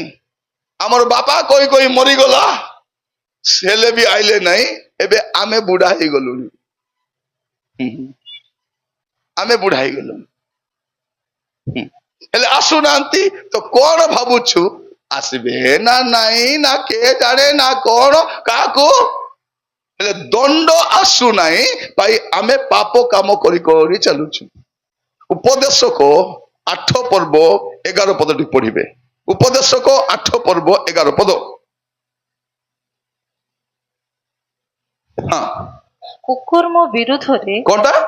କୁକର୍ମ କୁକର୍ମ ବିରୁଦ୍ଧରେ ଦଣ୍ଡାଜ୍ଞା ଦଣ୍ଡାଜ୍ଞା ତ୍ୱରିତ ସିଦ୍ଧ ନହେବାରୁ ମନୁଷ୍ୟ ସନ୍ତାନ ମନୁଷ୍ୟ ସନ୍ତାନ ମାନଙ୍କର ଅନ୍ତଃକରଣ କୁକର୍ମ କରିବାକୁ ସମ୍ପୂର୍ଣ୍ଣ ଆସକ୍ତ ହେଇଯାଉଛି। କଣ ଭାବୁଛି, ଦଣ୍ଡ ଆସିବ ନାହିଁ, ମଦ ପିଇଲେ କିଛି ହେବ ନାହିଁ, ବ୍ୟଭିଚାର କଲେ କିଛି ହେବ ନାହିଁ। ଯଦି ହେଇଥାନ୍ତା, ବୁଦ୍ଧି ପଶିଥାନ୍ତା। ଆମର ମଦୁଆ ମାନେ ମଦ ପିଇଲା ବେଳେ ରକ୍ତ ବାନ୍ତି ସବୁ ଖତମ। ତାପରେ ଆମର ସାମ୍ବାଦିକ ବାହାରିଥାନ୍ତେ, କନ୍ଧମାଳରେ ମଦ ପିଇବା ସମୟରେ ପ୍ରାୟ 30,000 ଲୋକ ଗୋଟେ ରାତିରେ ମରିଗଲେ। ତାଇରେ ଅଧାରୁ ଅଧିକ ଖ୍ରୀଷ୍ଟିଆନ ଲୋକ ଥିବେ। ତାପରେ ଭୁବନେଶ୍ୱରରେ ଗଦା ମରିଗଲେ, କଟକରେ, ଜୟପୁରରେ, ପୁରୀରେ, ବାଲେଶ୍ୱରରେ। ହେ ପ୍ରଭୁ, ବାକି ମଦୁଆ ମାନେ ଭାବିବେ କଣ, ଯାହା ହଉ ବାପା ମୁଁ ରାତିରେ ପିଇ ନଥିଲି। ସେ କଣ କରବ, ଯେତିକି ମଦ ବୋଟଲ ରଖିଛି ସବୁ ନେଇ ଭାଙ୍ଗି ଭାଙ୍ଗି ଫୋପାଡେ ବସ। କିଛି ହଉନାହିଁ, ଡିକିରେ ମଦ ଭର୍ତ୍ତି କରି ଆଣୁଛି, ସ୍କୁଟିରେ କିଛି ହଉନାହିଁ। ବାଟରେ ଯଦି ଆକ୍ସିଡେଣ୍ଟ ହେଇଥାନ୍ତା, ଗାଡି ଚେପ ଚେପା ହେଇଥାନ୍ତା, ଆଉ 2ଟା ଗୋଡ ବି ଲେଖଡା ହେଇଯାଇଥାନ୍ତା। ପରେ ଆସିକରି, ବାଳକ ଆଜ୍ଞା ପ୍ରାର୍ଥନା କର ଆଜ୍ଞା, ପ୍ରଭୁ ମତେ ରକ୍ଷା କଲେ, କିନ୍ତୁ 2ଟା ଗୋଡ କେମିତି ହେଲା ବାବୁ ତମର ଗୋଡ? ଆଜ୍ଞା କଣ ଲୁଚାଇବି ଆଜ୍ଞା, ଡିକିରେ ମଦ ରଖିକରି କିଛି ହଉନାହିଁ। ଯଦି ପୁଡିଆ ଖାଇବା ଲୋକମାନେ, ଖନି ଭାଙ୍ଗ ଖାଇବା ଲୋକମାନେ ଶୁଣନ୍ତୁ, ଯଦି ଆପଣ ପୁଡିଆ ଖାଇଥାନ୍ତେ, ଛେପ ପକାଇଲା ବେଳକୁ ଜୀବ ବାହାରିକରି ଓହ୍ଲାଇଥାନ୍ତେ ଏତିକି, ତାପରେ ଆସିଥାନ୍ତା ଆଜି କବ ମମ ହବ। ତାର ବାକି ଲୋକ ପୁଡିଆ ଛାଡି ଦେବେ ନା ନାଇଁ। ଆମର ମା ମାନେ ରାତି ଯାକ ଟିଭି ପକାଇ ଦେଖୁଛ ନା ନାଇଁ? ମାନେ ଟିକେ ଦେଖ ମା ମାନେ, ଭେରି ଗୁଡ। ରାତି ସାରା ଟିଭି ଦେଖୁଛ। ଏ ଟିଭି ଦେଖିଲା ବେଳକୁ ଶୁକ୍ଳ ବସ୍ତ୍ର ପରିଧାନ କରି ମିଖାଇଲ ଦୂତ ପଳେଇ ଆସିଥାନ୍ତେ। ଆସୁ ଆସୁ ଜୁଆର ଆବା, ମୁଇଁ ତୋର ଆବା ନାହିଁ, ଆବା ଉପରେ ଅଛନ୍ତି। ପ୍ରେଜ ଦ ଲର୍ଡ ଆଜ୍ଞା ନମସ୍କାର। ସେ ନମସ୍କାର ପ୍ରେଜ ଦ ଲର୍ଡ କହିଲା ଭିତରେ ସେ ଟିଭି କୁ କାନ୍ଥରୁ କାଢି ମୁଣ୍ଡରେ ଛେଚି ଦେଇଥାନ୍ତା, ମୁଣ୍ଡ 2 ଫଡା। ତାପରେ କେ କା ପେ ପାଞ୍ଚେ ଚାହା କରି ତାକୁ କୋଉଠି ନେଇଥାନ୍ତେ, ବାଲିଗୁଡା ନେଇଥାନ୍ତେ ମେଡିକାଲ। ସାଙ୍ଗେ ସାଙ୍ଗେ refer to Brahmapur, Brahmapur refer to Cuttack. ପରେ ଡକ୍ଟର ମାନେ ଟିକେ ଟ୍ରିଟମେଣ୍ଟ କରିଥାନ୍ତେ, 18ଟା ଷ୍ଟିଚ ପଡିଥାନ୍ତା। ସେ ବୁଢୀ ଆସି ମାସେ ପରେ ସାକ୍ଷ୍ୟ ଦେଇଥାନ୍ତା, ମୋର ଗୋଟେ ସାକ୍ଷ୍ୟ ଅଛି, ଦୟାକରି ସମସ୍ତେ ଶୁଣନ୍ତୁ। 15 ଦିନ କି 20 ଦିନ ହବ, ଟିକେ ମୋର ମୁଣ୍ଡରେ ବାଜିଛି ତ ମନେ ପକାଇ ପାରୁନାହିଁ। ମୋର ମୁଣ୍ଡରେ ବାଜିଲା, ଜଣେ ଶୁକ୍ଳ ବସ୍ତ୍ର ପରିହିତ ଲୋକ ଆସିଲେ ମୋ ଘରେ। ମୁଇଁ ଜୁହାର ବା ନମସ୍କାର କହିଲା ଭିତରେ ତ ଟିଭି କାଢି ମୁଣ୍ଡରେ ଚେଚି ଦେଲ, ମୋର ମୁଣ୍ଡ ପାଟି କଲା। ବୋଲେ ବାକି ବୁଢୀ ମାନେ କଣ କରିଥାନ୍ତେ, ଏ ବାବୁ ଏ ଶୀଘ୍ର ଟିଭି କାଢ ବାପା, আর রিচার্জ কর নাই বাবু, শীঘ্র কারে বাপା মରି ଯାଇ ହବ ବୋଲତା ନାଇଁ। ଆମର ବୁଢୀ ମାନେ କଣ କହୁଛନ୍ତି, କୋଉଟା ଥିଲେ ଥାଉ ନଥିଲେ ବାବୁ, ଟିଭି ରିଚାର୍ଜ ହେଇକରି ଥାଉ, ଟିଭି ରିଚାର୍ଜ। ଭଉଣୀ ମାନେ ମଧ୍ୟ ଏଠି ମ ତମେ କୁଆଡେ କୁଆଡେ ବୁଲୁଛ, ମୁଁ ଏକଲା ଘରେ ଅଛି, ପ୍ଲିଜ ଟିକେ ପ୍ଲିଜ ସେ ପ୍ଲିଜ ଗୋଟେ ଶିଖି ଦେଇଛନ୍ତି, କଥା କହିଲେ ପ୍ଲିଜ, ଲୁଗା ଦୋକାନ ଯିବାର ଅଛି ପ୍ଲିଜ, ଗୋଟେ ବ୍ୟୁଟି ପାର୍ଲର ଯିବାର ଅଛି ପ୍ଲିଜ, ପଇସା ଦରକାର ପ୍ଲିଜ, ମା ଘରକୁ ଯିବାର ଅଛି ପ୍ଲିଜ, ମୋ ପ୍ଲିଜ ଟିକେ ମା କୁ ଦେଖିବା ପାଇଁ। ଆରେ କଣ କରିବେ, ବୋକାକୁ ଗଛ ଚଢାଇ ଦେବେ, କଣ ବୋଲି କହିବେ, ମା କହୁଥିଲା ବାବୁକୁ ବେଶୀ ଦିନ ହେଲା ଦେଖି ନାହିଁ, ଟିକେ ବାବୁ ଆସୁ ବୋଲେ, ଏ ବାବୁ ଭାବ ଏ ବାପା ମତେ ଆକା ଦେଖୁଛି ବୋଲି ଗଲା ବେଳକୁ ଏ ବାବୁକୁ ଦାଣ୍ଡରେ ବସାଇ କରି ଏ ଭିତରେ ଯାଇ ମା ସହିତ କଥା ହଉଥିବ ସବୁ, ଏ ବାବୁ ବାହାରେ ୱାଚମ୍ୟାନ ପରା ବସିଥିବ, ପ୍ଲିଜ ବୋଲ ଶିଖିଛ। ମୋର ପ୍ରିୟ ମାନେ ଶୁଣନ୍ତୁ, ଯଦି ଠିକ ନାହିଁ ଠିକ ହେଇଯାଆନ୍ତୁ। ପୁଅ ଝିଅ ମାନେ ରାତିରେ ମୋବାଇଲ ଧରି କଥା ହଉଥିବ, ତୁରୀ ଶବ୍ଦ ହେଇଯିବ, କଣ କରିବେ, ସେ ମୋବାଇଲରେ କଥା ହିଁ ଏକା ମନୋଜ ମୁଁ ଉଡୁଛି ରେ, ଭଲ ସଙ୍ଗୀତା ମୁଁ ବି ଉଡୁଛି, ଇଏ ବାପା ବୋଲି ଉଡି ଉଡି କଣ କରିଥାନ୍ତ ପରେ, ଉଡି ଉଡି ଚଲି ଯାବ ବୋଲି ପଳେଇବ କି କଣ, ତୁରୀ ବାଜିଲା ପରେ ସବୁ ପଳେଇଥିବେ, ତମେ ମୋବାଇଲ ଧରି ଖୋଜୁଥିବ, ମମି ମମି ମମି ମମି ସବୁ ପଳେଇଲେ, ଏ ଫୋନ ଧରି ଏକା ଗୋଟେ କେମିତି କରିବ ଯଦି ସ୍ୱାମୀ ଥାଉ ତ ସ୍ତ୍ରୀ ଥାଉ ଲୁଚି କରି ଅନ୍ଧାରରେ କଥା ହଉଥାନ୍ତା, ସାପ ଆସି ତାକୁ ଠକ୍ ଦି ଜଣ ମୋର ଦେଖାନ୍ତେ, ବାକି ଲୋକ କହିଥାନ୍ତେ ଏ ବାପା ତାର ସ୍ୱାମୀ ତାର ସ୍ତ୍ରୀ ସେ ଅନ୍ଧାରରେ କଥା ହଉଥିଲେ, ସାପ ମାରିଦେଲା, 20 ଲୋକ ପୁଣି ରାତିରେ ମରିଗଲେ, ପ୍ରଭୁ ଆଜି ମତେ ଫୋନ କର ନାହିଁ ପ୍ଲିଜ, ମୋ ପାଖକୁ ଆସ ନାହିଁ, ଇଏ ତ ଜଗି ଥାଉଛି କେତେବେଳେ ଆସିବ, କେତେବେଳେ ମିଶବା, ତୁମକୁ ନ ଦେଖିଲେ ମୁଇଁ ବଞ୍ଚି ପାରୁ ନାହିଁ, ତୁମକୁ ଦେଖିଲେ ଆକା ମୋର ବି ବୋଲଲା ଭଳିଆ ହଉଛି। ଏବେ ଲୋକ ଚଲେଇଛନ୍ତି ନାରେ ମନେ ରଖିଥାନ୍ତୁ, ଜୀବନ ଯଦି ଠିକ ନାହିଁ ଠିକ ହୁଅନ୍ତୁ। ଆମର ପ୍ରସଙ୍ଗରେ କଣ ଅଛି, ଯଥେଷ୍ଟ ହେଲା ବୋଲି ଶବ୍ଦ ଲେଖା ହେଇଛି, ତୁମର ପାପ କଣ ହେଲା, ଯଥେଷ୍ଟ ହେଲା, ଆହୁରି କର ନାହିଁ। ଆଜି ରାତ୍ରରେ ବସିଲା ବେଳକୁ ବିବେଚନା କରିବା, ଆମେ କଣ ଭାବୁଛୁ ଭାଇ ଭଉଣୀ ମାନେ, ପ୍ରଭୁ ବିଚାର କରୁନାହାନ୍ତି, ବିଚାର ହେଉନାହିଁ, ଆମେ କେମିତି ଚାଲିଲେ ତ ଚର୍ଚ୍ଚ ଆସୁଛୁ ନା ନାହିଁ, ପୁରା ପେଟେ ପାପ କରୁଛୁ, ରବିବାର ଦିନ ଚର୍ଚ୍ଚ ଆସିକରି ପ୍ରଭୁ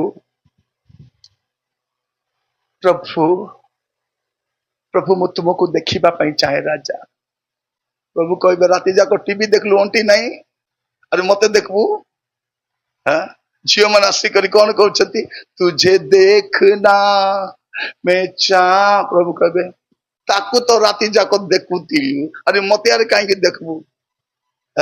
ଝିଅ ମାନେ ପୁଅ ମାନେ ରାତି ଯାକ ଫୋନ ରେ କଥା ହେବେ, ଲାଷ୍ଟ ଟାଇମ ସୂର୍ଯ୍ୟ ଉଦୟ କେବେ ଦେଖିଥିଲ,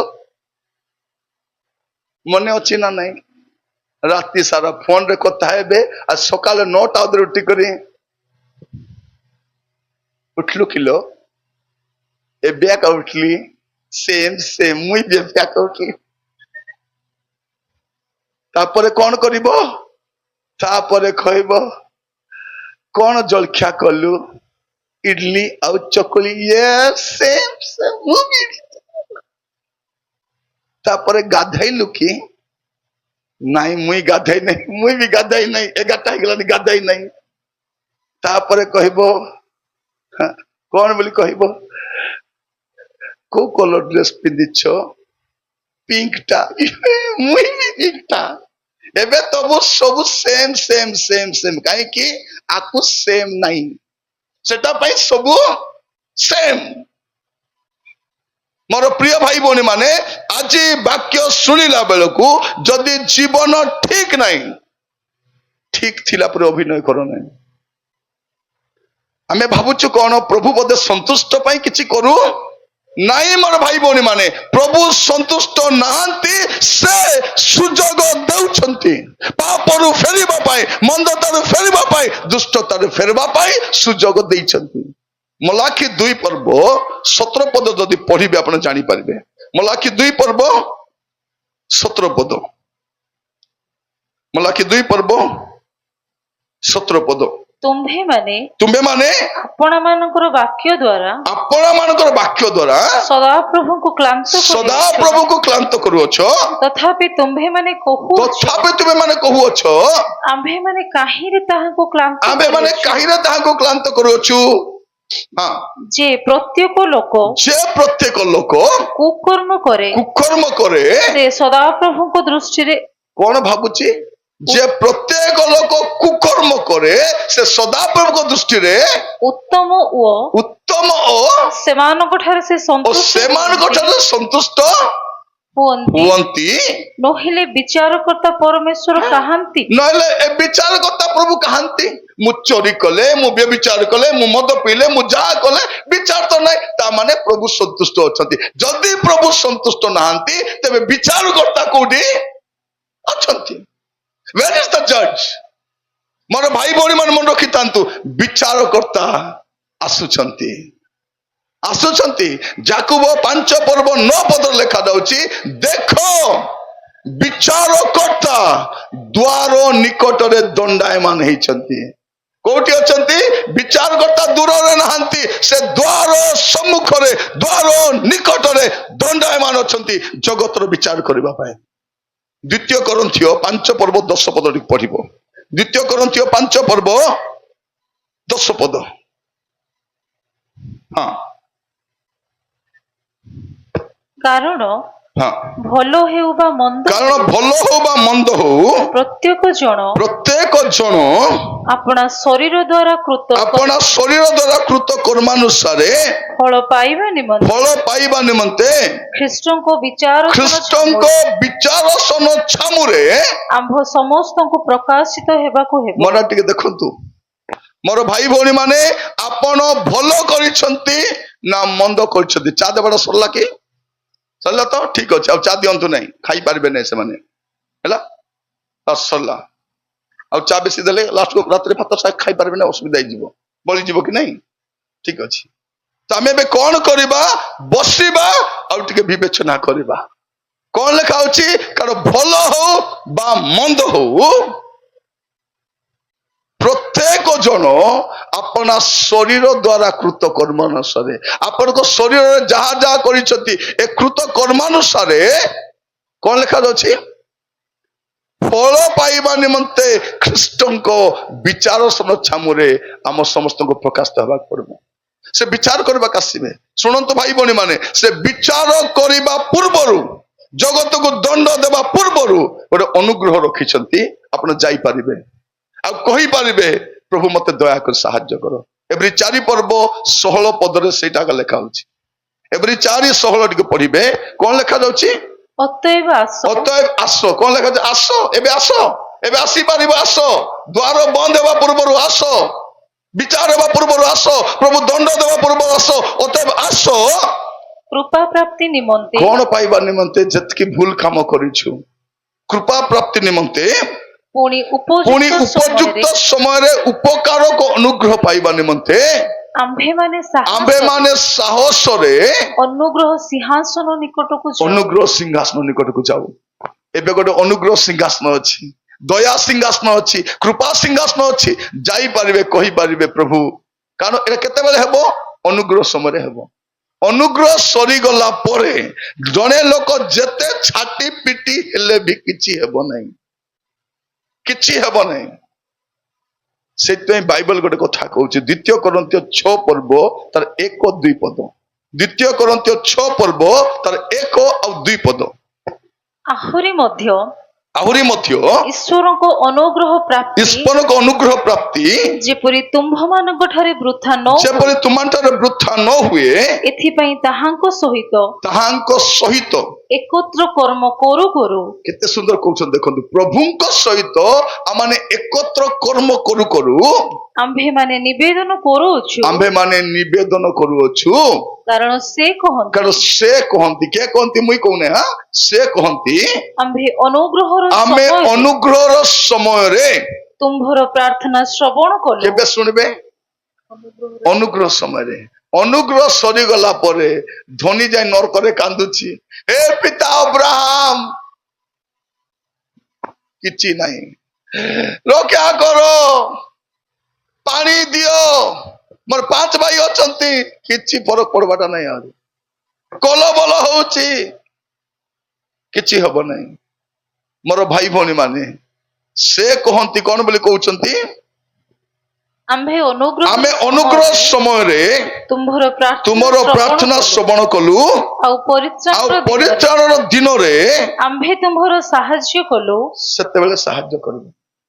ତାପରେ କଣ ଲେଖା ଅଛି, ଦେଖ ଦେଖ ଏବେ ମହା ଅନୁଗ୍ରହର ସମୟ। ଏବେ ମୋର ପ୍ରିୟ ମାନେ এটা ମହା ଅନୁଗ୍ରହ ସମୟ। ଦେଖ ଦେଖ ଏବେ ପରିତ୍ରାଣର ଦିନ। ଏବେ କେବେ? ଏବେ ଏବେ ଯାଇପାରିବେ ଭାଇ ଭଉଣୀ ମାନେ। ମୋର ବାକ୍ୟ ସରିଗଲାଣି ପ୍ରାୟ। ଏବେ ଆପଣଙ୍କର କାମ ପ୍ରଭୁଙ୍କ ପାଖକୁ ଯିବେ, ଆରେ କହିବେ ପ୍ରଭୁ ମୁଁ ଜାଣି ନ ଜାଣି ଯାହା ବି କରିଛି ମତେ ଦୟାକରି କ୍ଷମା କରିଦିଅ ବୋଲେ ଏବେ କ୍ଷମା ମିଳିଯିବ। ସେ ଦୟାଳୁ ପରମେଶ୍ୱର, ସେ କୃପା କରିବେ। ଏତେ ବଡ ପାପ ନାହିଁ ଯାହା ସେ କ୍ଷମା କରିପାରିବେ ନାହିଁ, କ୍ଷମା କରିବେ। ଆଉ ଏତେ ସାନ ପାପ ବି ନାହିଁ ଯାହା ସ୍ୱୀକାର ନ କଲେ ବି ଚଳିବ। ଏଟା ତ ଛୋଟ ପାପ, ଏଟା କାହିଁକି ସ୍ୱୀକାର କରିବି ବୋଲେ ହବ କି? ମୁଁ ଥରେ ଆସାମ ଯାଉଥିଲି, ଆମେ ସ୍ୱାମୀ ସ୍ତ୍ରୀ ଆସାମ ଯାଉଛୁ। ଆଗରୁ କହିଦେଲେ ଫ୍ଲାଇଟ ଏଟା ନେବ ନାହିଁ, ସେଟା ନେବ ନାହିଁ, କୋଚି ନେବ ନାହିଁ, ଛୁରୀ ନେବ ନାହିଁ, ନେଲ କଟର ନେବ ନାହିଁ, ରେଜର ନେବ ନାହିଁ, କିଛି ନେବ ନାହିଁ। କିଛି ନଉନୁ।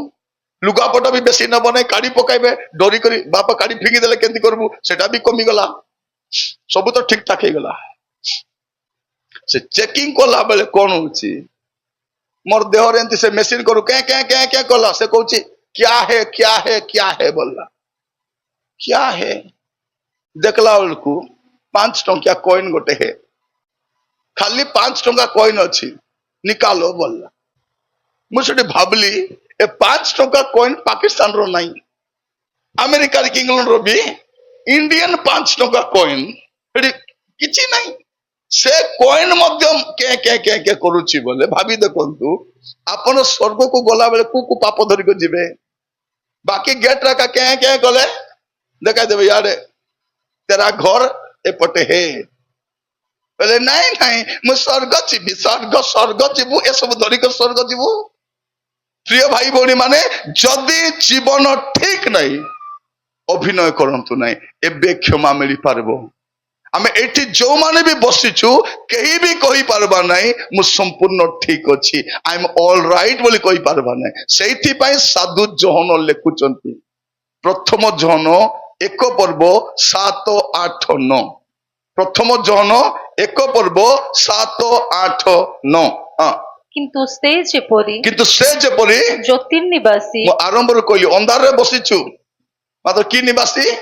ଜ୍ୟୋତିର୍ନିବାସୀ। ଆମ୍ଭେମାନେ ଯଦି ସେହିପରି ଜ୍ୟୋତିରେ ଆଚରଣ କରୁ, ତେବେ ଆମ୍ଭମାନଙ୍କର ପରସ୍ପର ସହଭାଗିତା ଅଛି। ପୁଣି ତାହାଙ୍କ ପୁତ୍ର ଯୀଶୁଙ୍କ ରକ୍ତ ସମସ୍ତ ପାପ, ଯୀଶୁଙ୍କ ରକ୍ତ ସମସ୍ତ ପାପରୁ ଆମ୍ଭମାନଙ୍କୁ ପରିଷ୍କାର। ହାଲେଲୁୟା। ଯଦି ଆଜି ଆପଣଙ୍କ ଜୀବନରେ ପାପ ଅଛି, ଯୀଶୁଙ୍କ ରକ୍ତ ଆପଣଙ୍କ ସମସ୍ତ ପାପରୁ ପରିଷ୍କାର କରିବ ଆଜି ରାତ୍ରରେ। ତାପରେ କଣ ଲେଖା ହଉଛି 8 ପଦ, ଆମ୍ଭମାନଙ୍କର ପାପ ନାହିଁ। ଏଠି କେତେ ସାଧୁ ମାନେ ବସିଥିବ ଶୁଣ, ଆମ୍ଭମାନଙ୍କର ପାପ ନାହିଁ ଏହା ଯଦି କହୁ ତାହାହେଲେ ଆପଣା ଆପଣାକୁ ପ୍ରବଞ୍ଚନା କରୁ, ପୁଣି ଆମ୍ଭମାନଙ୍କ ଠାରେ ସତ୍ୟ ନାହିଁ। ତାପରେ କଣ ଲେଖା ହଉଛି, ଯଦି ଆମ୍ଭେମାନେ, ଯଦି ଶୁଣନ୍ତୁ ଏଟା ଫାଇନାଲ ପଦ, ଏଟା ହେଲା, ଯଦି ଆମ୍ଭେମାନେ ଆପଣା ପାପ ସ୍ୱୀକାର କରୁ, ଏବେ ଯଦି ଆପଣା ପାପ ସ୍ୱୀକାର କରୁ, ତେବେ ସେ ଆମ୍ଭମାନଙ୍କର ପାପ କ୍ଷମା କରିବାକୁ ଓ ସମସ୍ତ ଅଧର୍ମରୁ ଆମମାନଙ୍କୁ ପରିଷ୍କାର କରିବାକୁ ବିଶ୍ୱସ୍ତ ଓ ନ୍ୟାୟବାନ। ସମସ୍ତ ଅଧର୍ମ, ଆପଣଙ୍କ ଜୀବନରେ କଣ ପାପ କରିଛନ୍ତି, ଛୋଟ ବଡ ଯାହା ବି ଲୁକାୟିତ ଅବସ୍ଥା ଅଛି, ଆଜି ଅନୁଗ୍ରହ ସମୟରେ ଆପଣ ଯାଇପାରିବେ ଆଉ କହିପାରିବେ ପ୍ରଭୁ ମୁଁ ପୁଣି କ୍ଷମା ଚାହୁଁଛି, ଦୟାକରି କ୍ଷମା କର। ଆଜିଠାରୁ ଗୋଟେ ପରିବର୍ତ୍ତିତ ଜୀବନ କାଟିବି ପ୍ରଭୁ, ଆଜିଠାରୁ ମୁଁ ଭଲ ଜୀବନ କାଟିବା ପାଇଁ ଚାହୁଁଛି, ପ୍ଲିଜ ମତେ ଦୟା କର, ଆଜି କ୍ଷମା ପାଇଯିବ। ଆସନ୍ତୁ ଆପଣ ସ୍ଥାନରେ ଠିଆ ହେବା। ଆଉ ପ୍ରାର୍ଥନା କରିବା ପାଇଁ ଯିବା। ସମସ୍ତେ ଆପଣ ଆପଣ ସ୍ଥାନରେ ଠିଆ ହେବା ଆଉ ପ୍ରାର୍ଥନା କରିବା ପାଇଁ ଯିବା। ଦୟାକରି ସିଆଡେ ଧୀରେ ବାହାରି କରି ପଳାନ୍ତୁ ନାହିଁ, ଅନ୍ଧାରୁ ଜଣା ପଡୁନାହିଁ। ପ୍ରାର୍ଥନା ନ କରି ଯିବେ ନାହିଁ, ପ୍ରାର୍ଥନା ନ କରି କେହି ଯିବେ ନାହିଁ। ଯଦି ପ୍ରାର୍ଥନା ନ କରିକି ଖାଲି ବାକ୍ୟ ଶୁଣି ପଳେଇବେ ତା ପୁରା ହେବ ନାହିଁ। ସେଟା ବାକ୍ୟ ତ ଶୁଣିଲେ କିନ୍ତୁ ଯଦି ପ୍ରାର୍ଥନା କରିବେ ନାହିଁ ତା ପୁରା ହେବ ନାହିଁ, ପୁରା ହେବ ନାହିଁ। ଚକ୍ଷୁ ବନ୍ଦ କରିବା, ପ୍ରାର୍ଥନା କରିବା ପାଇଁ ଯିବା। ସମସ୍ତେ ପ୍ରଭୁଙ୍କ ନିକଟବର୍ତ୍ତୀ ହେବା, ସମସ୍ତେ ପ୍ରଭୁଙ୍କୁ କହିବା ଯେ ପ୍ରଭୁ ମୁଁ ଆପଣଙ୍କ ପାଖକୁ ଆସୁଛି, ମତେ ଦୟାକରି କ୍ଷମା କର। ସମସ୍ତେ ହସ୍ତ ଯୋଡ଼ିବା, ମୁଣ୍ଡ ନୁଆଇବା, ପ୍ରଭୁଙ୍କ ପାଖକୁ ଯିବା ଆଉ କହିବା ପ୍ରଭୁ ଆଜି ମୋର ଜୀବନ ଯେମିତି ବି ଅଛି ପ୍ରଭୁ ମୁଁ ଆପଣଙ୍କ ପାଖକୁ ଆସୁଛି, ମତେ ଦୟାକରି କ୍ଷମା କର, ମତେ ଦୟାକରି କ୍ଷମା କର, ମୋର ପାପକୁ କ୍ଷମା କର। ଏବେ ଆପଣ କହିପାରିବେ ମୋର ଭାଇ ମୋର ଭଉଣୀ, ଏବେ ଆପଣ ପ୍ରଭୁଙ୍କୁ କହିପାରିବେ ପ୍ରଭୁ ପ୍ଲିଜ ମତେ କ୍ଷମା କର। ଆଖି ବନ୍ଦ କରିବା, ହାତ ଯୋଡ଼ି ମୁଣ୍ଡ ନୁଆଇବା, ପ୍ରଭୁଙ୍କ ପାଖକୁ ଯିବା। ଆମେ କେହି ମଧ୍ୟ ସିଦ୍ଧ ନୁହଁ, କେହି ମଧ୍ୟ ଧାର୍ମିକ ନୁହଁ। ଆମ ଜୀବନରେ ଅନେକ ଦୁର୍ବଳତା ଅଛି, ଅନେକ ପାପ ଅଛି। ଏବେ କହିପାରିବା ପ୍ରଭୁ ମତେ ଦୟାକରି କ୍ଷମା କର। କଏର ଗ୍ରୁପ କେବଳ ଗୋଟିଏ ଅନୁତାପର ଗୀତର ଘୋଷା ଆଉ ଗୋଟିଏ ପଦ ବୋଲିବେ, ଯଦି ସମ୍ଭବ ହେଲେ କୁଇ ଗୀତ ବୋଲିବେ। ଆଉ ବୋଲିବା ସମୟରେ ଆମେ ସମସ୍ତେ ଅନୁତାପର ସହିତ ପ୍ରାର୍ଥନା କରୁଥିବୁ। ଆପଣ ମାନେ ଗୀତ ଗାଇବା ଦରକାର ନାହିଁ, ଗୀତ ଗାଇବା ପାଇଁ କଏର ଗ୍ରୁପ ଅଛନ୍ତି।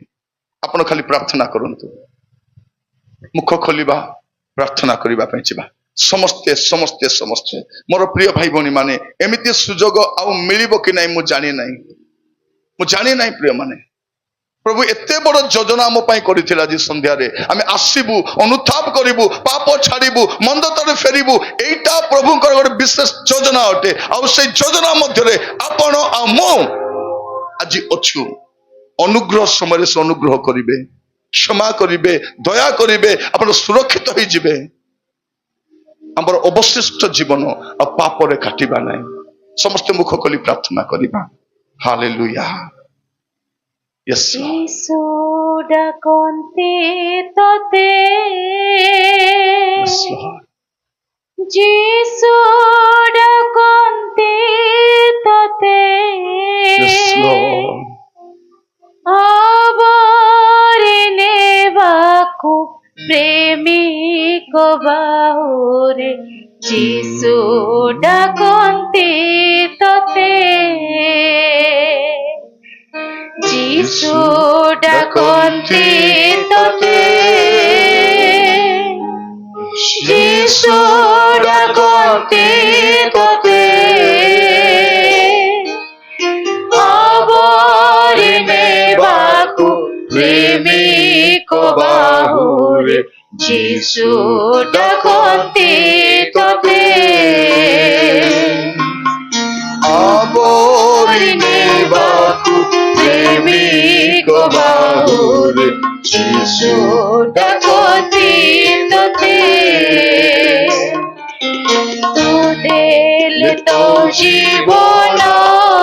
ଆଜି ପୁଣି ଥରେ ସମର୍ପିତ ହେଇଯିବା, କହିବା ପ୍ରଭୁଙ୍କୁ ପ୍ରଭୁ ମୋର ଜୀବନକୁ ପୁଣି ଥରେ ସମର୍ପଣ କରୁଛି। ତୁ ଦେଲେ ତୋ ଜୀବନ, ସିଏ ଦେବେ ଶକ୍ତି। Yes, Lord. ଯୀଶୁ ତୋର ମୁକ୍ତି, ଯୀଶୁ ତୋ ସହାୟ, ଅନନ୍ତ ଜୀବନ ଦେବେ ତତେ। ଯୀଶୁ ଡାକନ୍ତି ତତେ, ଯୀଶୁ ଡାକନ୍ତି ତତେ, ଆବରି ନେବାକୁ ପ୍ରେମିକ ବାହୁରେ। ଯୀଶୁ ଡାକନ୍ତି ତତେ। ଆସନ୍ତୁ ପ୍ରାର୍ଥନା କରିବା ପାଇଁ ଯିବା। ଗୋଟେ ହାତ ସ୍ପର୍ଗ ଆଡକୁ ଉଠେଇବା ଆଉ ସମର୍ପିତ ହେଇଯିବା। କହିବା ପ୍ରଭୁଙ୍କୁ ପ୍ରଭୁ ମୁଁ ଆପଣଙ୍କ ପାଖରେ ନିଜକୁ ସମର୍ପଣ କରୁଛି। ଆଜି ଅଭିନୟ କରୁନାହିଁ ପ୍ରଭୁ, ଆଜି ଛଳନା କରୁନାହିଁ ପ୍ରଭୁ, ମୁଁ ଯେମିତି ବି ଅଛି ଆପଣଙ୍କ ପାଖକୁ ଆସୁଛି। ମୋର ଅତୀତର ସବୁ ପାପକୁ କ୍ଷମା କର ପ୍ରଭୁ। ଏବେଠାରୁ ଗୋଟେ ପ୍ରସ୍ତୁତ ଜୀବନ କାଟିବା ପାଇଁ, ଜାଗ୍ରତ ଜୀବନ କାଟିବା ପାଇଁ, ଅପେକ୍ଷାରତ ଜୀବନ କାଟିବା ପାଇଁ ମତେ ଦୟାକରି ସାହାଯ୍ୟ କର। प्रार्थना करिबा प्रभु को कहबा प्रभु मु जेमिति भी अछि आपन को पाखक आसुछि मते दया करी क्षमा करो। पिता परमेश्वर मु आपन को धन्यवाद दउछि आज ए संध्यार समावेश पाई प्रभु यह आम योजना मध्य नथिला किंतु आपण आम सहित कथा हेबा पई चाहुछंती आपण आमर जीवन को परिवर्तन करबा पई चाहुछंती आपण आमको गोटे सुजोग देइछंती प्रभु आमे जेमिति भी अछु आपण को पाखक आसुछ प्रभु दया करी दया करी दया करी प्रभु आमर जनातरे अजनातरे जहाँ भी पाप करिछु क्षमा कर दियो प्रभु दया करो बापा आमे क्षमा पाइबा पई योग्य न आमे दया पाइबा पई योग्य न अपन को बापा बोली डाकिबार भी योग्य न बापा आमे एते पाप करिछु प्रभु एते पाप करिछु प्रभु ताहा गणी भी हेबो नै अगणित राजा अच्छी आमे आसुछु दया करो आज ठारू गोटे नुआ आरंभ करबा पे सहायता करो आज ठारू प्रभु पश्चात विषय को छाड़ी के सम्मुखस्थ विषय को लक्ष्य कर चलवा पे सहायता करो पार्थिव विषय नुहे प्रभु ऊर्ध्वस्थ विषय आसक्त बंचिया पे सहायता करो प्रत्येक जत्न नियो आपण दास भाव में मु प्रार्थना करुछि प्रभु जदि केही असुस्थ पीड़ित अछंती यीशु को नाम रे आज संध्या आरोग्यर संध्या हो यदि कौन परिवार रे अशांति मनोमालिन अच्छी प्रभु शांति भरी दियो राजा यदि कई ऋण रे समस्या अच्छी दया ऋण मुक्त कर बोली प्रार्थना करुछि प्रभु अनेकों को मन रे गुड़े द्वंद्व अच्छी भय अच्छी ता दूर करो युवा पुओ से पाप मंदता रक्षा करो प्रभु जो मैंने आज से जीवन पाप मंदता निशा शक्ति मुक्त होगा चाहते यीशु को नाम रे से छुई दियो प्रभु आमर पुओ झे माने मोबाइल रो एडिक्टेड होइछंती प्रभु खराब वीडियो गुडा को देखुछंती अनेक विषय से माने एडिक्टेड हो जाइछंती मु प्रार्थना करूछि से एडिक्शन रो आज से को मुक्त करो पिता बापा मां कर कथा मानिबार गोटे जीवन दियो प्रभु गोटे स्वभाव दियो प्रभु आशीर्वाद करो बोली प्रार्थना करूछि आपन दास मान को जीवन को सुरक्षा करो प्रभु सुरक्षा करो से माने जुआड़े जीवे आपन श्रीमुख समस्त गमन करू प्रभु आपन सुरक्षा बलय मध्य आपन रखंतु बोली प्रार्थना करूछि पिता परमेश्वर मु प्रार्थना करे समस्त जत्न नियंतु समस्त को दया करंतु आयोजक मंडली पई पुनि थरे धन्यवाद दउछि आम पई जहाँ जहाँ आयोजन करछन्ति प्रभु से सबुर आशीर्वाद से प्राप्त होंतु जो माने मध्य प्रभु सहाय्य करिसंति मीटिंग पई प्रभु एक दिवसीय मीटिंग पई जो माने मध्य आर्थिक सहाय्य करिसंति जहाँ भी देइछंती अपन परिश्रम रो देइछंती मुक्त हस्त रे देइछंती आशीर्वाद करो प्रभु एबे मध्य आमे गोटे क्षुद्र दान संग्रह करिबु प्रभु जो माने मध्य मुक्त हस्त रे दान करिवे प्रभु से दान को दया रे ग्रहण करंतु आ प्रत्येक को आशीर्वाद करंतु नाम धरि धरि आशीर्वाद करो प्रभु तांकर भंडार को पूर्ण रख बोली प्रार्थना करूछि प्रभु मु जाने ना प्रभु ए प्रकार सुजोग आमे पुनि केबे पाइबु ना कोन मु जाने ना प्रभु खाली मु प्रार्थना करूछि आज यही अनुग्रह को जपरि आमे नष्ट न करू एथि आपना मन को दया करंतु प्रत्येक को आपन को बलवंत हस्त रखिली प्रार्थना करूछि प्रभु अपना दया गुण रे कढे नियंतु आशीर्वाद करंतु जो माने मध्य प्रार्थना करिसंती कोनोसी सहाय्य करिसंती ए मीटिंग पछरे प्रभु दया करो वर्शिप टीम को आशीर्वाद करो आयोजक मंडली को आशीर्वाद करो प्रभु आम प्रति प्रेम देखाई एते सुंदर आयोजन करिसंती प्रतिटी भार एमान को बहन करो ए ग्राम ए मंडली गुडी को आशीर्वाद युक्त हो प्रभु मीटिंग सरिला परे अनेक विभिन्न स्थान को हमें बाहुरी जीवु हम समस्त संगे रह सुरक्षा प्रदान करो आपन को दयार हस्त आम प्रति रखो आपन दास भाव में प्रत्येक को पिता पुत्र पवित्र आत्मा को नाम आशीर्वाद करे प्रार्थना उत्सर्ग करुछि दया रे ग्रहण करंतु आमीन आमीन।